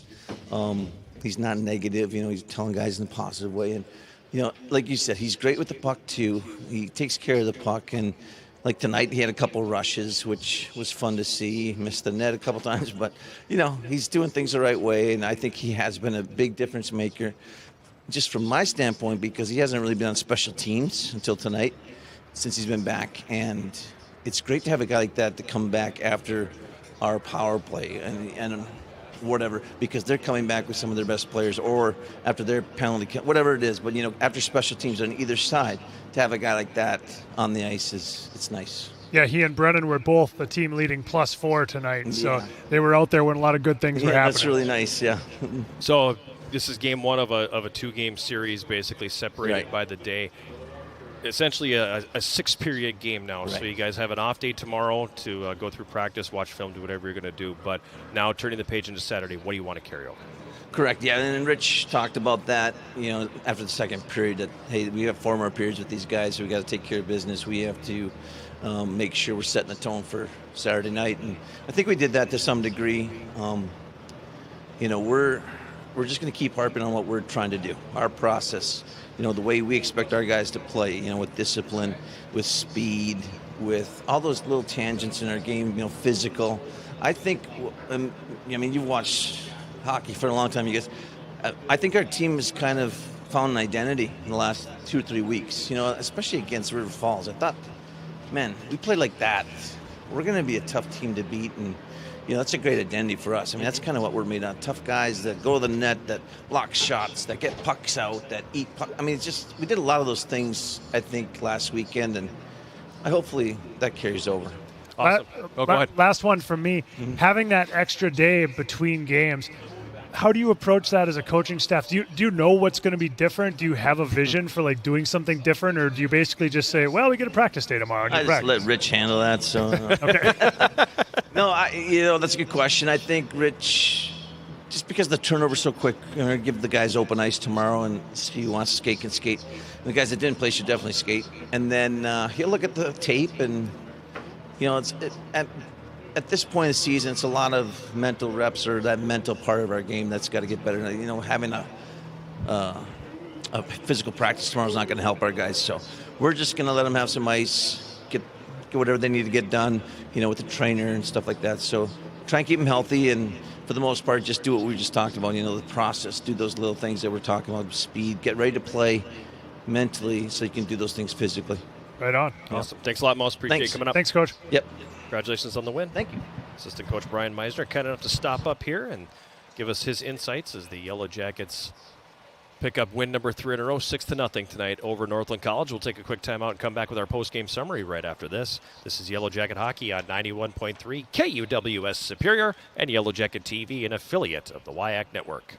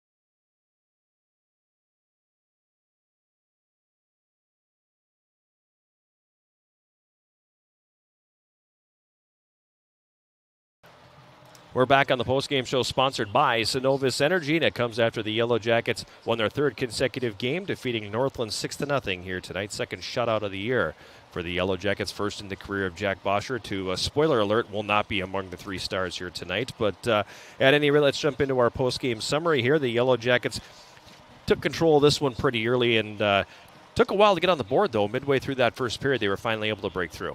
Yeah, nice goal set up from a pass from behind the net out front. Kagawa finished it off with a really dandy deke and went top shelf on the backhand. 3rd of the year for him. Colin Pedersen and Sam Brennan had the assists, and it was 1-0 Yellow Jackets. While they were announcing that goal, Yellow Jackets strike again. I never saw it, so... Almost the exact same goal, just inverse the players. So this time it was Kagawa making the pass to Pedersen, and Pedersen with the finish. Again, with the pass coming from behind the net. A nice goal for UWS and got that 2-goal margin, which was great. First of the year for Pedersen. Kagawa the lone assist. That was at 11:04, so those 2 goals coming 39 seconds apart. 2-0 Jackets after 1. Shots in the period were 17-2, favoring the Yellow Jackets. Second period, shots were 21-12, favoring the Yellow Jackets. But as the period wore on, you heard Mouse talk about it a little bit too. They started to assert themselves a little bit more, Northland did, but the Yellow Jackets finally were able to kind of quell that a little bit when they broke through at 13:26. First of the year for Austin Paul, and I was fooled because I thought he was passing that thing for sure, but he buried it. Yeah, he was coming up the right side, and his feet kind of stopped moving, and he sort of went into the glide like he was going to make the pass across, and instead he just fired a wrist shot top shelf. Nice goal scorer's goal, and made it a 3-goal game, and that was really the dagger. That was the deep breath, I think, and that was the his first of the year. Ishmael and Brennan had the assists, again, 13:26. And then a minute and 42 seconds after that, the Yellow Jackets make it a 4-goal lead. Reed Stark scoring unassisted, his 7th of the season. Kind of whiffed on it. He threw a bit of a changeup on that one. And I don't know if the goaltender was kind of moving one way and the slow speed of it is what caught him off guard, but it ends up being a goal for him. Yeah, it was a weird play. I think it came on a dump in, and the goaltender went behind the net to play it.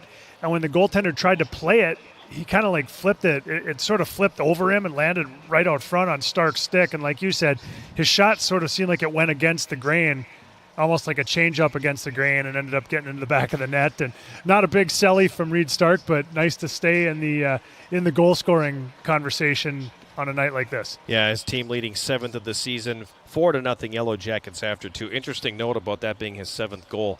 The leading goal scorers for the Yellow Jackets last year, all year, had 6. So he's already surpassed what the top goal scorer had from last season. Yellow Jackets made it a 5-0 game and gave everybody some custard at 11:44 of the third period. Justin Dauphiné scoring his 5th. I don't remember it. Lucier behind the net. Oh, yeah. Centered it and got Dauphiné left circle, and he went high short side. That's right. That's the one where he talked about the third goal from behind the net passes that UWS got tonight. Definitely did a good job of doing something that's long been a trademark of Rich McKenna and his teams, is to, be able to grind the puck down low and be able to possess the puck and create plays from down low, and that was another example of that. So that coming at 11:44, and then the Jackets closing out the scoring at 17:21. Face-off goal, Evan Axel, his 3rd. Yeah, quick shot, top shelf from the point. So nice catch and release there by Evan Axel. Shots on goal in the third period. The Yellow Jackets had 11 for a game total of 49, and Northland had 4 for a game total of 18. Penalties in the game. The Yellow Jackets taking 3 penalties for 6 minutes, while Northland took 4 penalties for 8 minutes. And on the power play, the Jackets going 0 for 4, Northland going 0 for 3. Jack Boschert improving to 4-1 on the season. He gets the shutout tonight with 18 saves. That's the first shutout of his collegiate career. At the other end, Andrew Yoakum will take the loss. He is now 0-5. He finishes the night with 43 saves. Yellow Jackets improving to 7-3-1 overall on the season and 4-1 in the WIAC. They now have 10 points and will sit in first place at the end of play here tonight. Northland dropping to 0-10 overall and 0-5 in the WIAC. 3 stars. 3 stars. Our 3rd star tonight is UWS freshman defenseman Sam Brennan. Talked a little bit about it with Coach here in the post-game show. A nice outing for him, taking advantage of some extra ice time tonight. Had 2 assists, his first points of the season, and 3 shots on goal, and he was a team best +4.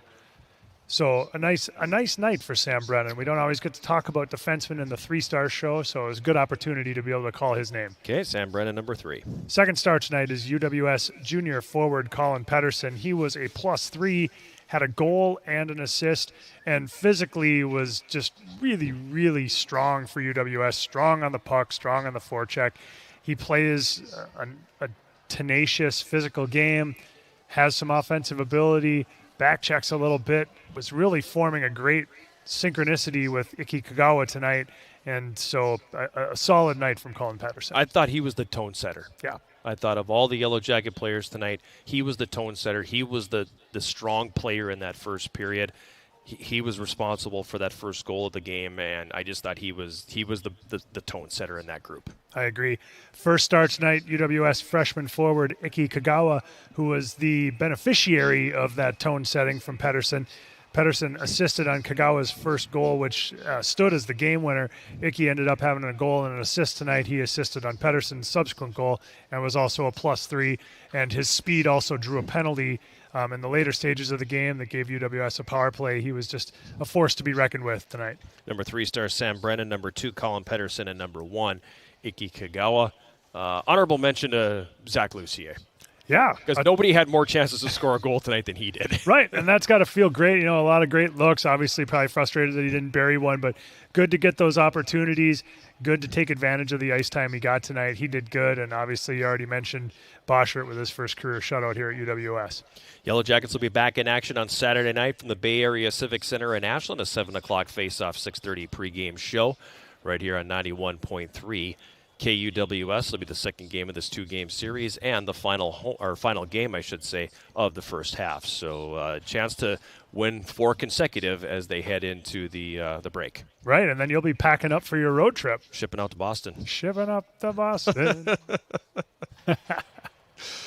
Yeah, that's going to be a long road trip, that is for sure. But a stop in Chicago?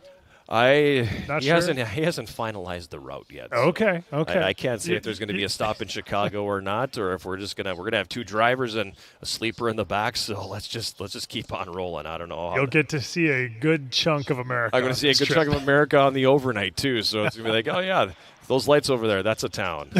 Those lights over there, that's a town. So. Anyway, maybe we'll blog that as we make the trip out there. But at any rate, that's a couple of weeks away. Don't have to worry about that one. So again, on Saturday night, 7 o'clock face-off, 6:30 pregame, Game 2 of this series between the Yellow Jackets and the Lumberjacks. Chris Aldo is my engineer back in the studio at 91.3 KUWS. Bradley Lillis was the one pushing all the buttons up here in the press box at Westman Arena for Yellow Jacket TV. For Chris, for Bradley, for Jason Roan. That's that guy right there. I am John Garver saying so long from Westman Arena. Final score here again tonight. Yellow Jackets' 3rd win in a row as they take down Northland by a score of 6-0. Thank you very much for joining us on this frigid Thursday evening, and we'll hope to have you along again with us on Saturday night as the Yellow Jackets close out the first half. Good night from Westman Arena.